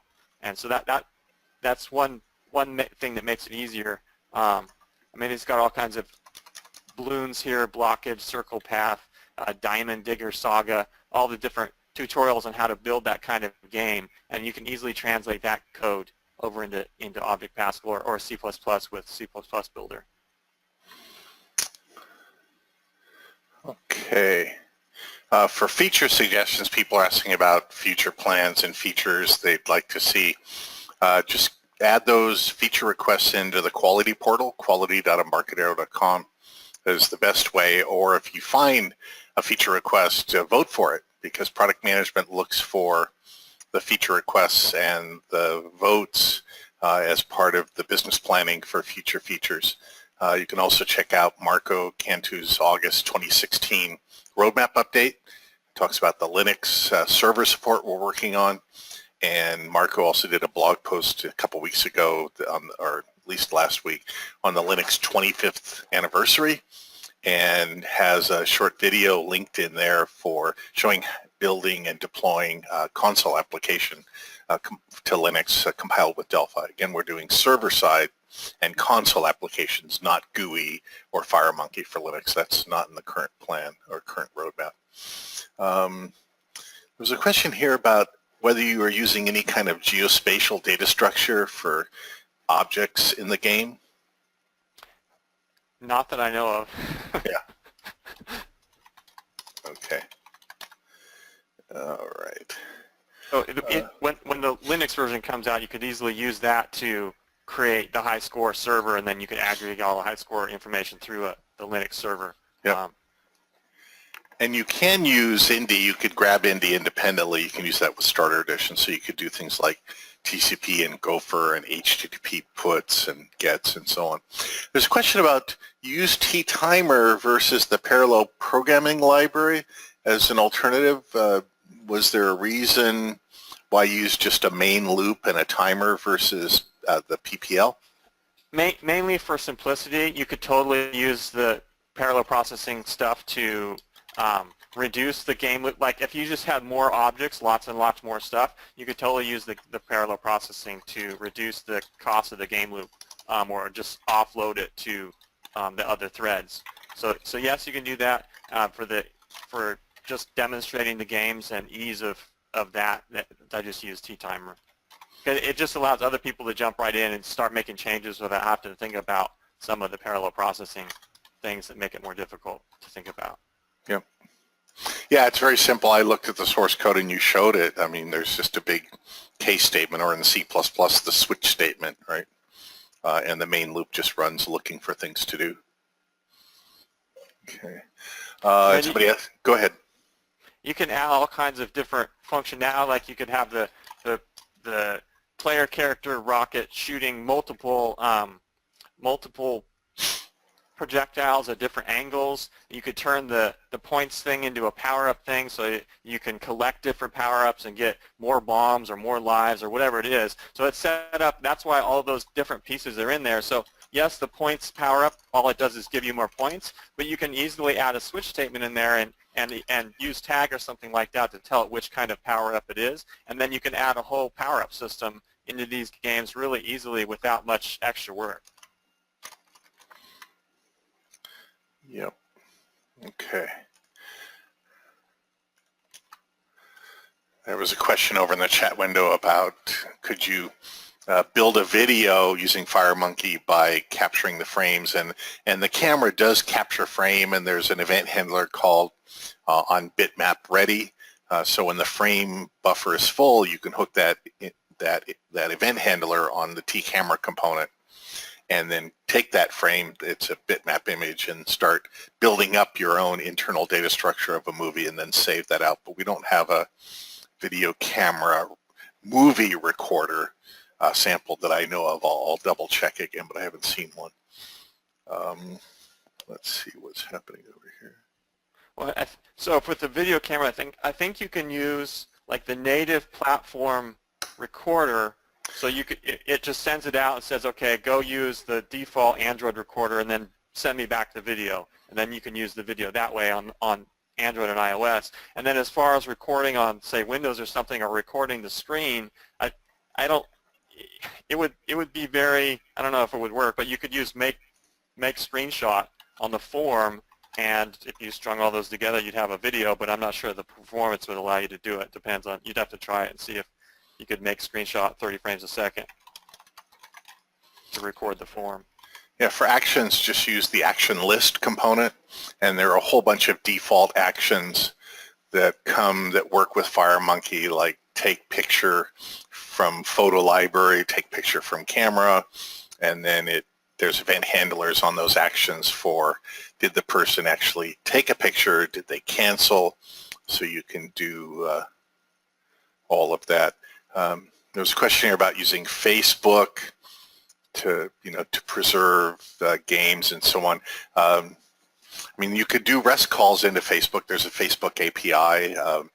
TMS Software has their Cloud Pack for VCL and FireMonkey, and it's got all sorts of components for doing, connecting to Facebook or Google Cloud, or I think they've got Dropbox and a whole bunch of other things, Twitter. So check out the TMS Cloud Pack from TMS Software. Alpha's mentioning that Meetoff Software has a set of components, audio lab, video lab. So you can check out go to Meetoff Software, mitov.com, and they've got a neural network library, so you can add intelligence, do artificial intelligence on applications you're building. So I probably put that in the wrong. I posted the answer in the wrong for the Cloud Pack. That should be tms.com. Sorry about that, everyone. Okay. To get to TMS Software, it's just www.tmssoftware.com. And then for Meetoff Audio Lab, he's got all sorts of things, including an Arduino Delphi connection set of components if you want to do something that way from a FireMonkey app. So there's all sorts of stuff going on in the third-party world.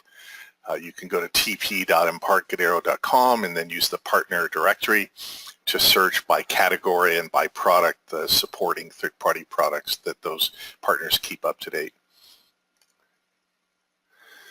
Okay, I'm not sure about this one, just came in about if you're capturing video, can you impose text on top of the video in real time? When the camera gets turned on and you see the video, that's in a video area. I'm not sure about putting text on top of it, but try it, Peter. I'll have to play with the example. I don't know if we've done things like with chyrons in the lower third on top of a video stream, but I don't see why it shouldn't be using layering and a FireMonkey, but I haven't tried it.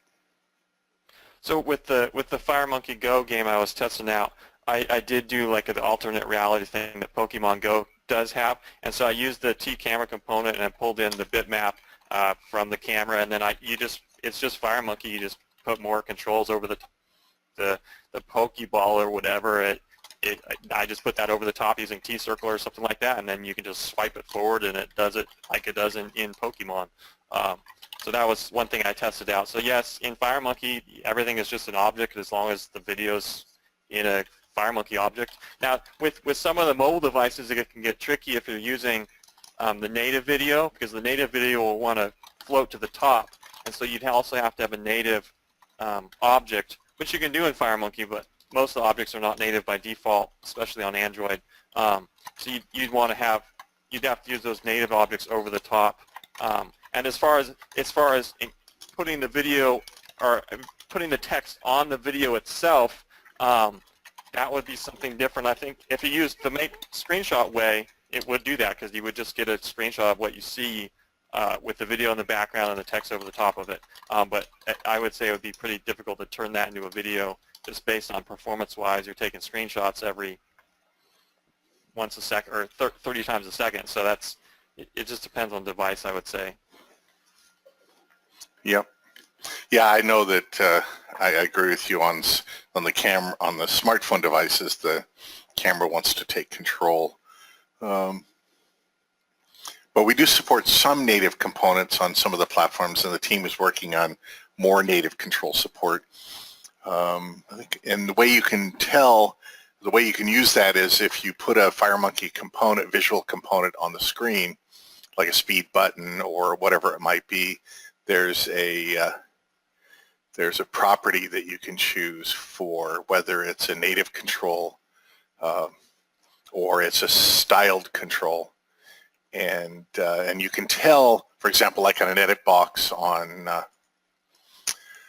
iOS or a T-Memo, for example. One of the benefits of that is you'll get cut, copy, paste, things of that kind. Is what you'll see is when you turn on the native version, you'll see a little iOS icon, for example, or a little smartphone icon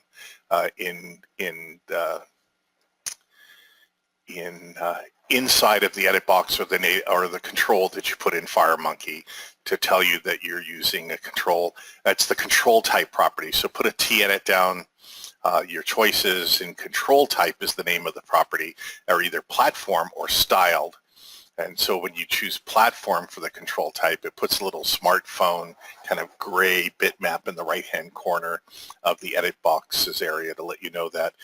You can do that whether there's actually native support on a platform for that control.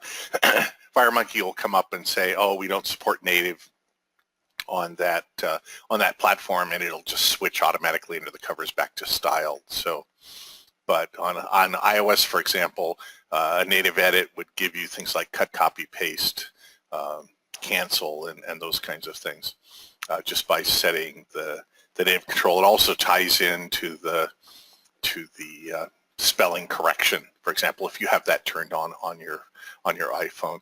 So take a look at control type as a property on the visual controls that are part of FireMonkey. And there's all kinds of third-party ones that do it too. TMS has a whole bunch of native controls, and then there's all kinds of free stuff out there too.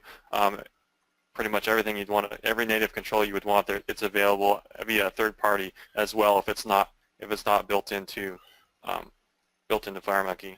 Yeah, TMS is the ICL or iOS control library, so they've wrapped all, I shouldn't say all, almost all, or maybe it's all. So go to TMS software and look for the ICL. And they also have an MCL, which is the Mac components. Okay. Yeah. So just a game idea for people out there. So if you could take one of my favorite games is 1942, and you can easily turn the Space Rocks game into 1942 by just changing the background so it was scrolling and changing some of the enemies so they're falling from the top of the screen, and then the player can only move back and forth at the bottom of the screen or all of the screen. So that's just a game idea that you can easily modify any of these games to be some other kind of game very, very easily. Yeah, I put the link to ICL from TMS and also the Cloud Pack in the chat window. You can go and grab it there, and then here, let me find the MCL. There it is. Oh, MCL for Mac, right? Native Mac development. So I'll put that link in the chat window over here. Too many windows open in front of my face. Okay, and there's the link in the chat window to TMS MCL. Okay, I was trying to figure out if Jim, I know you're on there, but he's also been battling the Facebook and YouTube streams. It seems like we were maxing out live transmission bandwidths when you were showing the full screen using a camera of the play versus slides and code. Jim, any other questions that were coming over from those other streams? Actually, I think all the questions that came on the other streams you covered in the GoToWebinar stream, so that was good. Okay. Eli, any last words? I mean, the source code is there, so have at it. Anything else to add at the end here? Yeah, interesting to see how people change the games and publish your work up on GitHub. If you make some changes, if you build 1942, publish it up there so I can play it.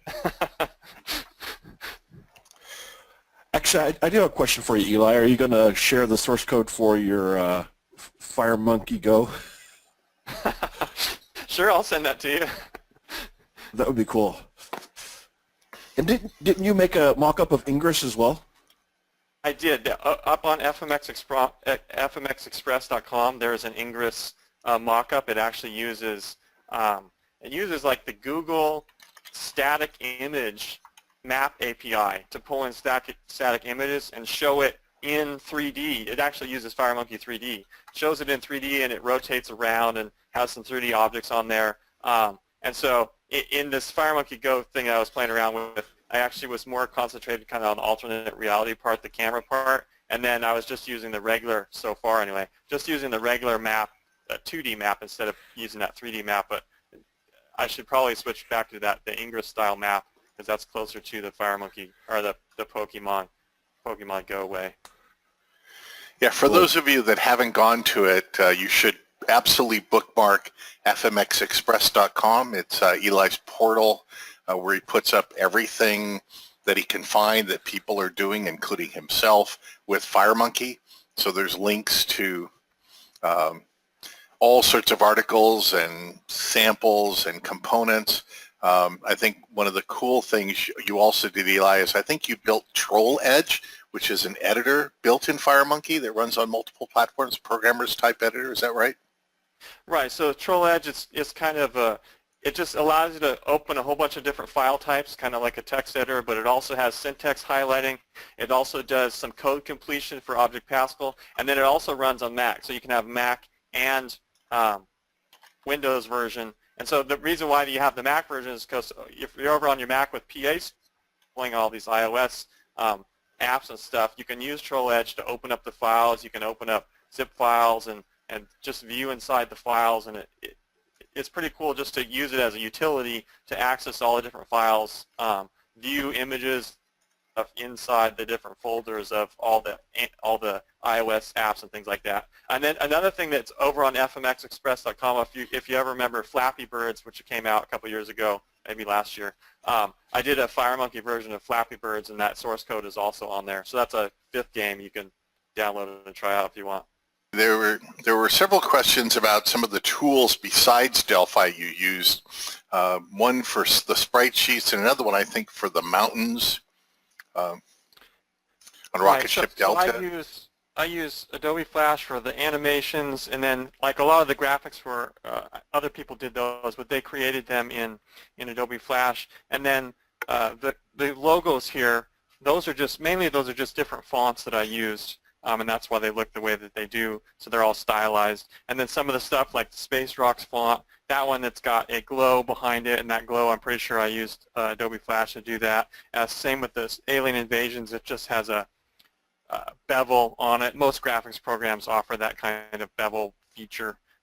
Mars Rock has a similar bevel, but mainly it's just the fonts, that's how it created those styles. And so the mountains in Rocketship Delta actually use Bryce 3D. I think the latest version might be 7 or something like that, Bryce 7 Pro 3D, something along those lines. And so Bryce 3D is it's kind of a 3D landscape creation tool. I mean, it does all kinds of other 3D stuff too, and it's tied into Poser, which does people. But it was really easy to create that mountain graphic. You just drop in I think there's a free trial too. You just drop in a mountain and pick a texture for it and render it, and you're done. So lots of the tools that I like to use, they're very simple to do. And same with the animations with Adobe Flash. You can just easily animate stuff and then export it as a sprite sheet to load up in Delphi. And there's even plenty of free sprite sheet generator programs, because sprite sheets are very commonly and widely used in game development in most of the tools that people use on Android, iOS, and Windows and things like that. So there's lots of free tools out there too to create sprite sheets, or if you already have sprite sheets, you can just get them into the correct format and they should work in Delphi as well. I like how you also showed using the rectangles to show how the prototype started even before the graphics were laid over, right?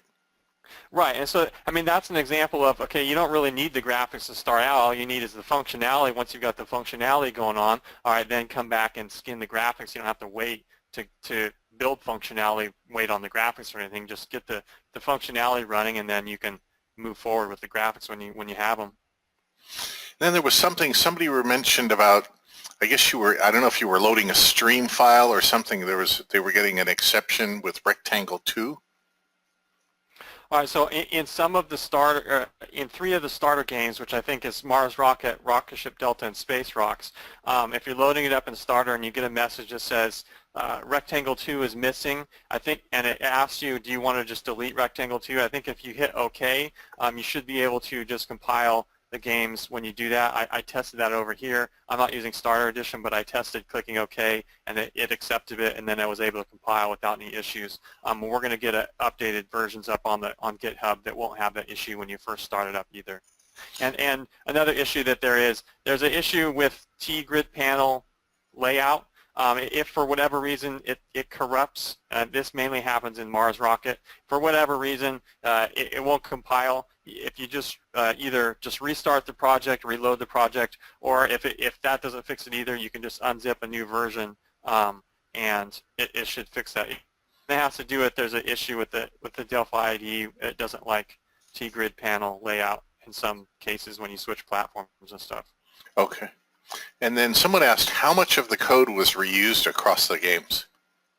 So quite a bit of the code is actually reused. The frames, like I created Alien Invasion first, and then I think, and then I just reused a lot of the code between all the games. So the frames themselves are all those interface elements. Those are basically the same across the 4 games. I believe the gamepad frame is different across the 4 games because in some of the games there's different buttons, like Rocketship Delta's got 3 different buttons, and then the left and right and up and down buttons, those are all kind of different between the 4 games too. So gamepad is mainly different between the games, and the rest of them are mostly the same. I think there might be one other one that's slightly different.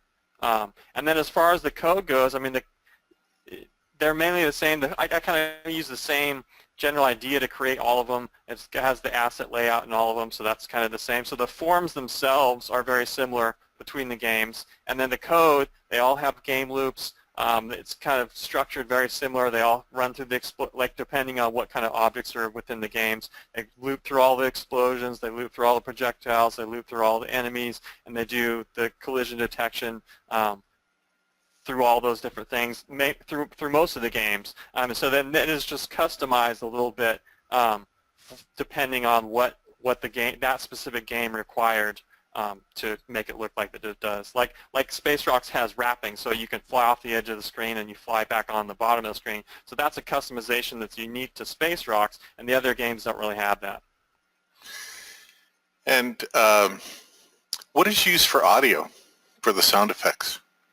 Just canned audio? Well, for the sound effects, there's the SFXer.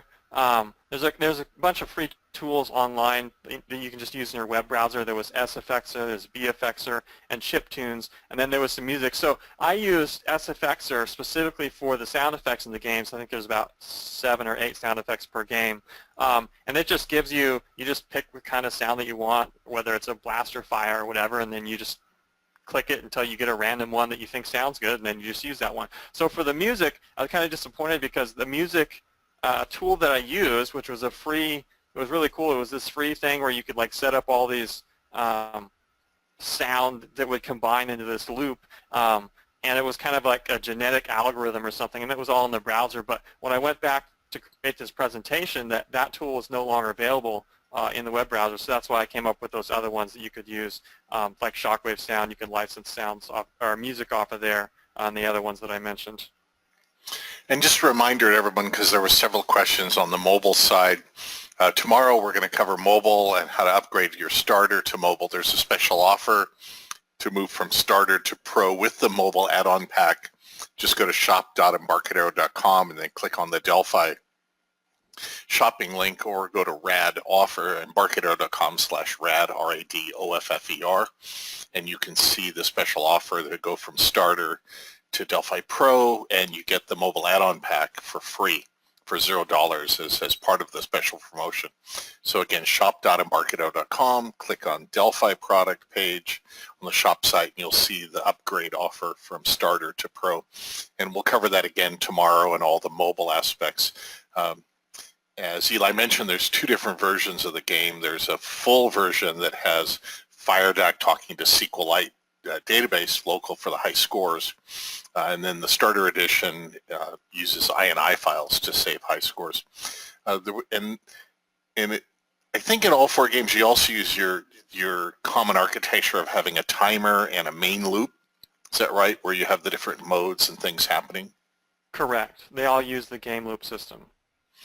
I also remember, I was just remembering just a second ago, and I had to remind myself again, during the C++ boot camp we had a few weeks ago, someone asked the question about the use of time, and is it related to frame rates and human eye, and why you chose, I think there's a magic number that you chose. You want to talk a little about that for the Delphi boot camp people? Right. So I picked 36 milliseconds. I actually don't quite remember why I picked 36 milliseconds. I think that what it had to do with was I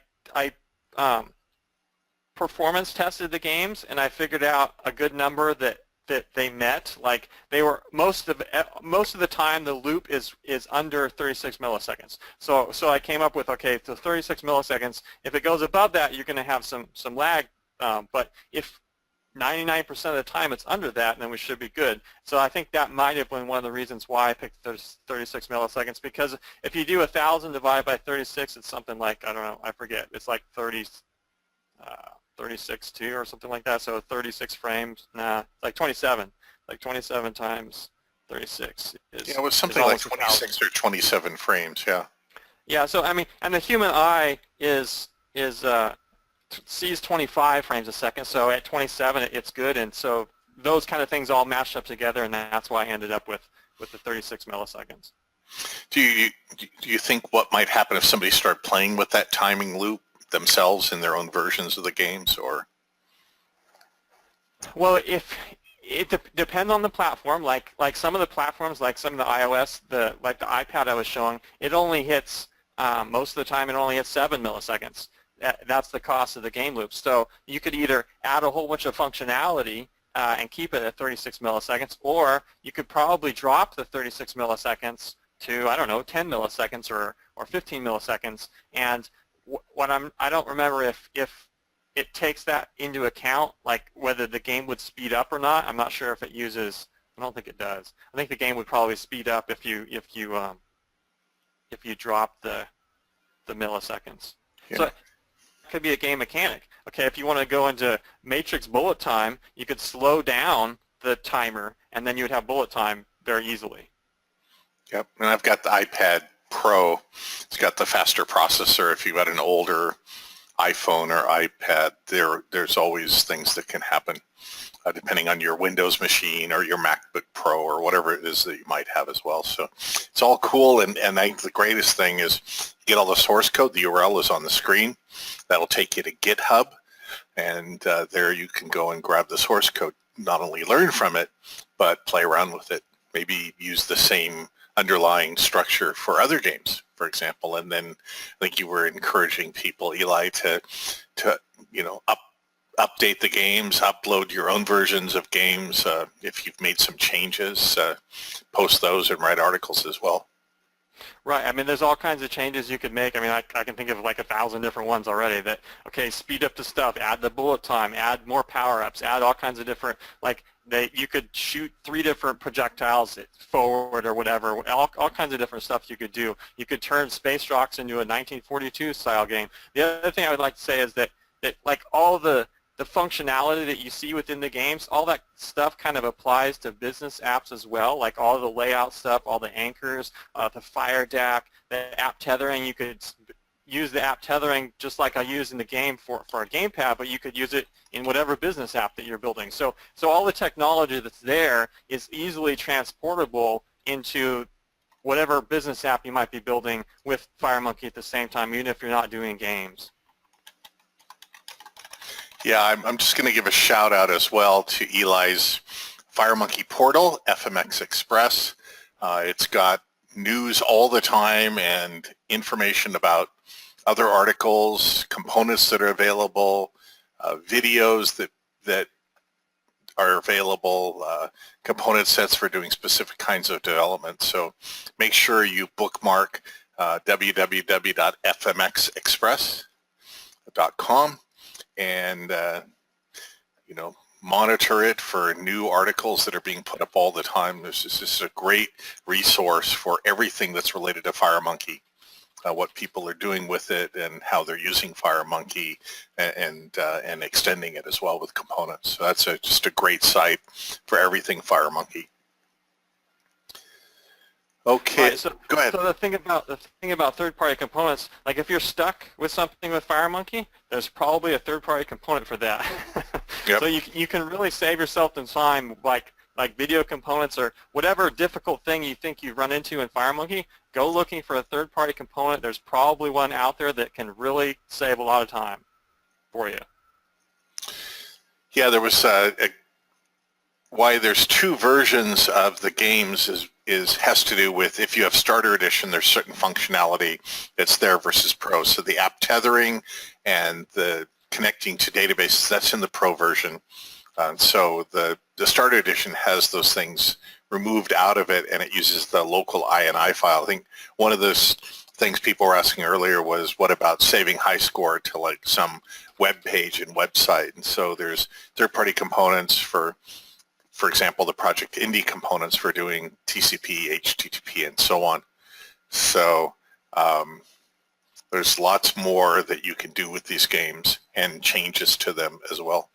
Maybe provide alternative character sets so that you, instead of shooting rocks, you'd be shooting, I won't go political, you could be shooting something else, for example, that might be out there in the universe. Are there any commercial games built with FMX? I know that there are. I don't have any offhand. So FMX, it's really good, I would think, for like kind of mobile games, really. I mean, the gem swap games, card games. I know that there's a bunch of kids games targeted to young children that one of the developers has that he uses FMX for. He actually has a component suite because he's building games commercially. He has a component suite that he used in all of his games that do things like, okay, I want to encourage my players to rate the game, so I got this component that helps them do that. I want to use Google Analytics, so I've got this component that helps you get the data out of your app and track how many people are using it. He's got ad components. He's got all these things, and it's like a suite of components. And that one's, I think that one's, let's see if I can get that real quick.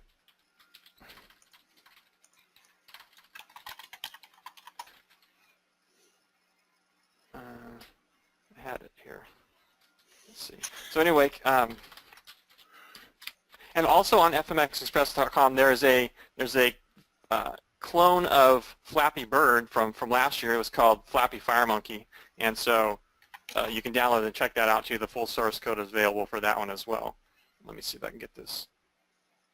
So it's JVE Soft is the one I'm thinking. I'll paste that in there. So JVE Soft, I mean, he's got like 30 different components that do push, ads, analytics, rating, the App Store, payments, social, opening URL. It supports chart boost, RevMob, app flood, AdMob, interstitials, other banners, some other stuff he's got here. So all those, like if you're building games professionally, you want to use, or you would use all of those tools or all those plugins to do that.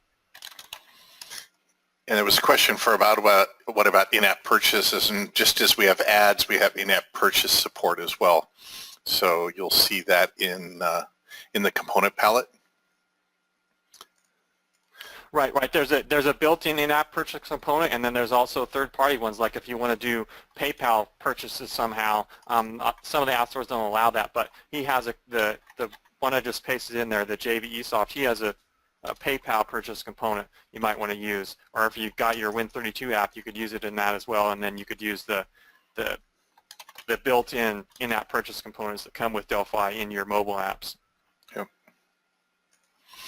Let's see. One of the things I know some people have done is gone to Google Play and searched either for Embarcadero or FireMonkey, although there's a FireMonkey musical group as well in the year of FireMonkey that's happening, the combination in the Chinese New Year of Fire and Monkey this time. But you can search for the string. Some developers don't remove the version info string that's got, I think it's com.embarcadero. They don't put their own in sometimes when they're signing apps, so you can look around for those kinds of things when you have apps or games that you download or purchase. There was a question about. Go ahead. If you want to see a popular FireMonkey app, there's one called Earmaster, which is built in FireMonkey. It's over on the iTunes store, and it's really professional looking. There's some videos about it too up on community.embarcadero.com. You should check those out. I mean, I forget the number that they said, but there was tens of thousands of users that use Earmaster. Yeah, Earmaster. It's what is it? Site learning.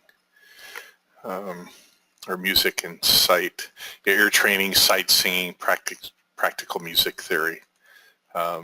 Available in the App Store and for Macintosh and for Windows as well. So just search for Earmaster, go to earmaster.com. Let's see. As always, there's always a question about what happens when new platforms releases come out, and so we've created a page, and I put the URL in there. I'll put it in the chat window as well. It's the platform status page. That's the definitive landing page that we put up on the docwiki, Embarcadero.com. So it's docwiki.embarcadero.com/platform status with capital P, capital S, and then English, and then main page. And on that platform status, whenever an interim release of Windows, Mac OS, iOS, Android, or a major release comes out, we update the information on that page. So bookmark that platform status page, and that way we tell you which version of Xcode, for example, you need, that it runs on which versions of the different platforms that we target, and also if you need to update your development tool to a newer version or an update 1 or update 2. So we're tracking, and the development team has the betas and the preview and early releases of all the different platforms on Windows, Mac OS, iOS, and Android. So they're doing testing, and there's some testing going on right now specifically with iOS 10. It's not out until the final release won't be out until September 19th, and I think that was the date that I saw in the news. An announcement from Apple on the 7th. The challenge, of course, is even though we're testing, as every once in a while, especially we've seen this on iOS a couple times, changes were made right at the last minute, even between the final beta or preview and the shipping version. So just before you start updating your devices and updating your tools, go and check out platform status. That is the way when I tell people, is it safe to go in the water for a new release of a platform, and will the tools you have, the Delphi or C++ Builder or Red Studio, work? That's the page that you should bookmark and pay attention to, because that's our official release with either workarounds and or issues and or here's the update you need, or some source code that you need to add to your application for a specific update that takes place. So the platform status page is one to really pay attention to, especially during these times where things are happening. Of course, Marco Cantu and everybody, we all blog to let you know as well on the community site and elsewhere when it's safe to go in the water. But best is to have a separate machine if you want to play with the betas of new platforms like iOS, Android, and so on, and not destroy your main development machine if you want to see what's going on. But just stay to the platform status page, and the team is all over it. We understood when we embarked on supporting all these different platforms that are changing, thankfully in some cases only once a year, but sometimes there's even big changes that break something in interim releases from time to time. So the development team and QA are on top of all of that, and that platform status page is the one to keep track of. Let's see. There was a question about checking for collisions. You checked if the rectangles intersected. What about irregular shapes? So I had this question in the C++ webinars too. So my recommendation, it depends on really how extreme of the shapes are, but Box 2D is probably a good solution to that. And the reason why I say that is because it can be processor intensive to do pixel by pixel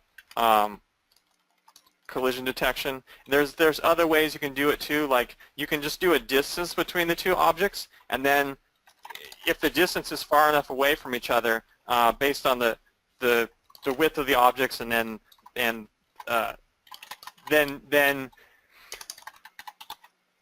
you don't have to do the pixel collision detection because they're far enough away that it doesn't matter. But then when they get close enough to each other, then you can enable the pixel detection, collision detection, and so that allows you to tune the performance of the game so you're not doing pixel collision detection all the time when it's not really necessary. There's other tricks that game developers use. They'd use, like, it can be like a grid of, they make a grid on the screen, and then if it's in this quadrant, then it will not pixel detect against another object on the screen. But there are ways you can do the pixel by pixel detection. Like I said, though, it's processor intensive. When the objects get really close, then you can run it, and hopefully it doesn't go past your game loop size. Otherwise, your game would lag a little bit. But if you use the Box2D physics engine, which there's a library that comes with Delphi. It's a third-party library, I believe. It can handle that for you, and it will take care of that irregular collision detection. There are tools out there that will turn a bitmap into a Box2D object, and that Box2D object you can use in the game, and it's not 100% pixel detection, but it's like if it was a circle or something, it would create a pie, and maybe there's 8 different pieces of the pie, and then it would use that to collide against whatever other objects in the Box2D engine that you were using. Lots of other game development tools, they implement the Box2D physics engine as well. So it's a very widely used physics engine. Yep. Yeah, I saw that Jim joined us. Jim, was there any other questions from over in the land of Facebook and YouTube? You guys actually answered all the questions from over there too, so we're in good shape. Okay. All right. Any last words, Eli or Jim, before we end this one? Nope, I'm good. Other than, yeah, go out, make some games. Let's see what people can come up with. Make me in 1942 so I can play it.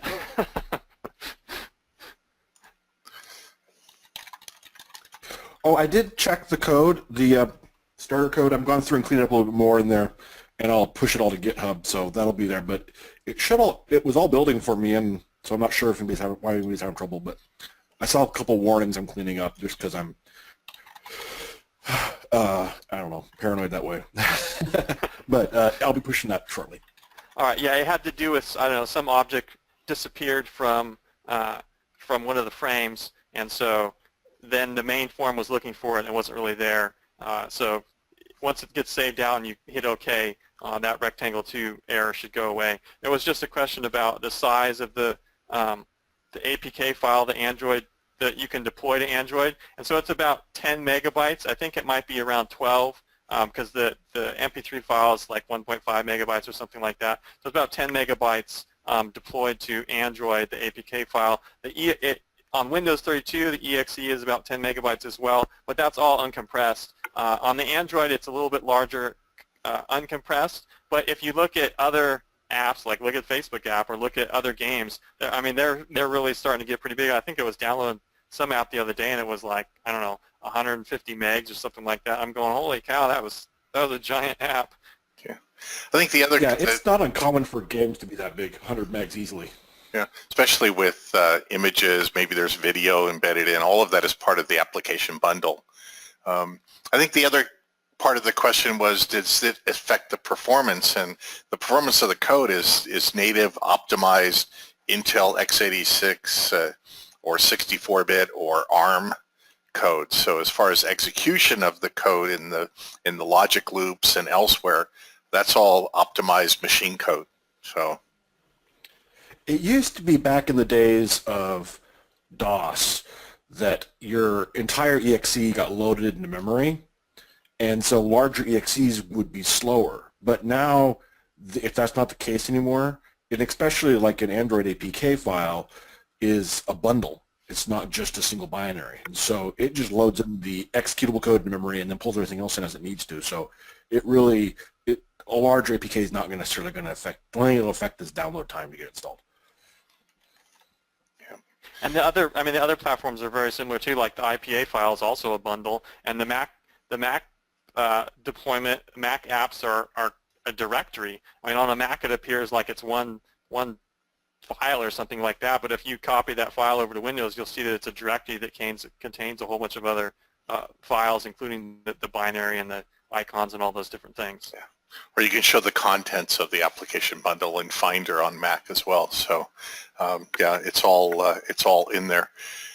Okay, just a reminder, tomorrow is day 5, and it's all about taking everything that you saw on the first 4 days and relating it to what it means to use FireMonkey on mobile using the same source code, the same projects, just different target platforms that you choose. Sometimes you might have to do some if-def or some runtime detection of things that you're working on, especially if you're calling into the platform APIs to do some special work. But FireMonkey will, as you saw, does almost all of that for you under the covers. And you can always query what platform you're running on in your code and query the platform and the version of the platform and do some version-specific code if you want to. So more about that tomorrow, about doing master and custom views and layouts for different devices. All of that is part of the Pro and above editions. In the Starter edition, you have the Windows style and the main view, and then there were 2 other predefined views for the ID for Starter, the Windows view, and I think it was the tablet, the Windows tablet that Microsoft provides. That's 2 different choices, but you can create your own custom views as well. And so again, come back tomorrow for things to do with FireMonkey on mobile platforms and how they work. So there's also a question here about, can I explain the steps on to make a multiplayer game? So there's multiple different ways depending on what kind of game it is. So for example, if you wanted to take these 4 games and you wanted to make them multiplayer, I kind of actually set it up. There's already so that it would easily allow you to do that using the app tethering that's already built in. So I showed the 2 different devices, the Android phone and the Android tablet, and both of those connected to the same Windows version of the game, and I was controlling both of them at the same time from different devices. So you could use that same functionality, and if you take the T player data object and you just create 2 of those and you give each of those its own number, and then you add a second player ship onto the screen and have one of the devices that connects control one of the ships and then it connects control the other ship, you basically have a multiplayer game with 2 different game controllers controlling different ships on the same screen. So that's one way to do the multiplayer. If you're doing some kind of, I don't know, a card game or a slot machine or something like that, you can do multiplayer using the HTTP REST style connection. So you can connect to a web server with a REST component in Pro. Starter doesn't come with a REST component, but you can use the Indy library to send HTTP requests, or use the TCP/IP in the Indy library as well.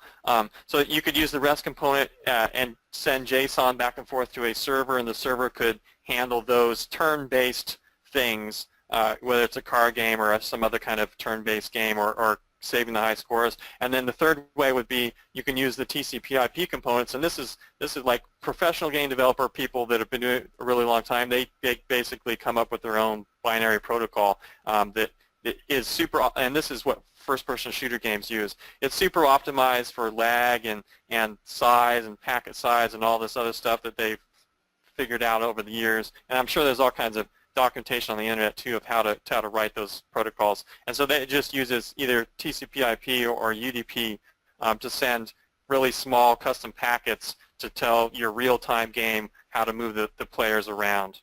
Okay, Eli and Jim and everyone, thanks. And for those of you that are hanging on for tomorrow, we'll see you all tomorrow morning, either at 6 a.m. or 11 a.m. with Mobile Day with FireMonkey. Great, thank you. Bye, everybody.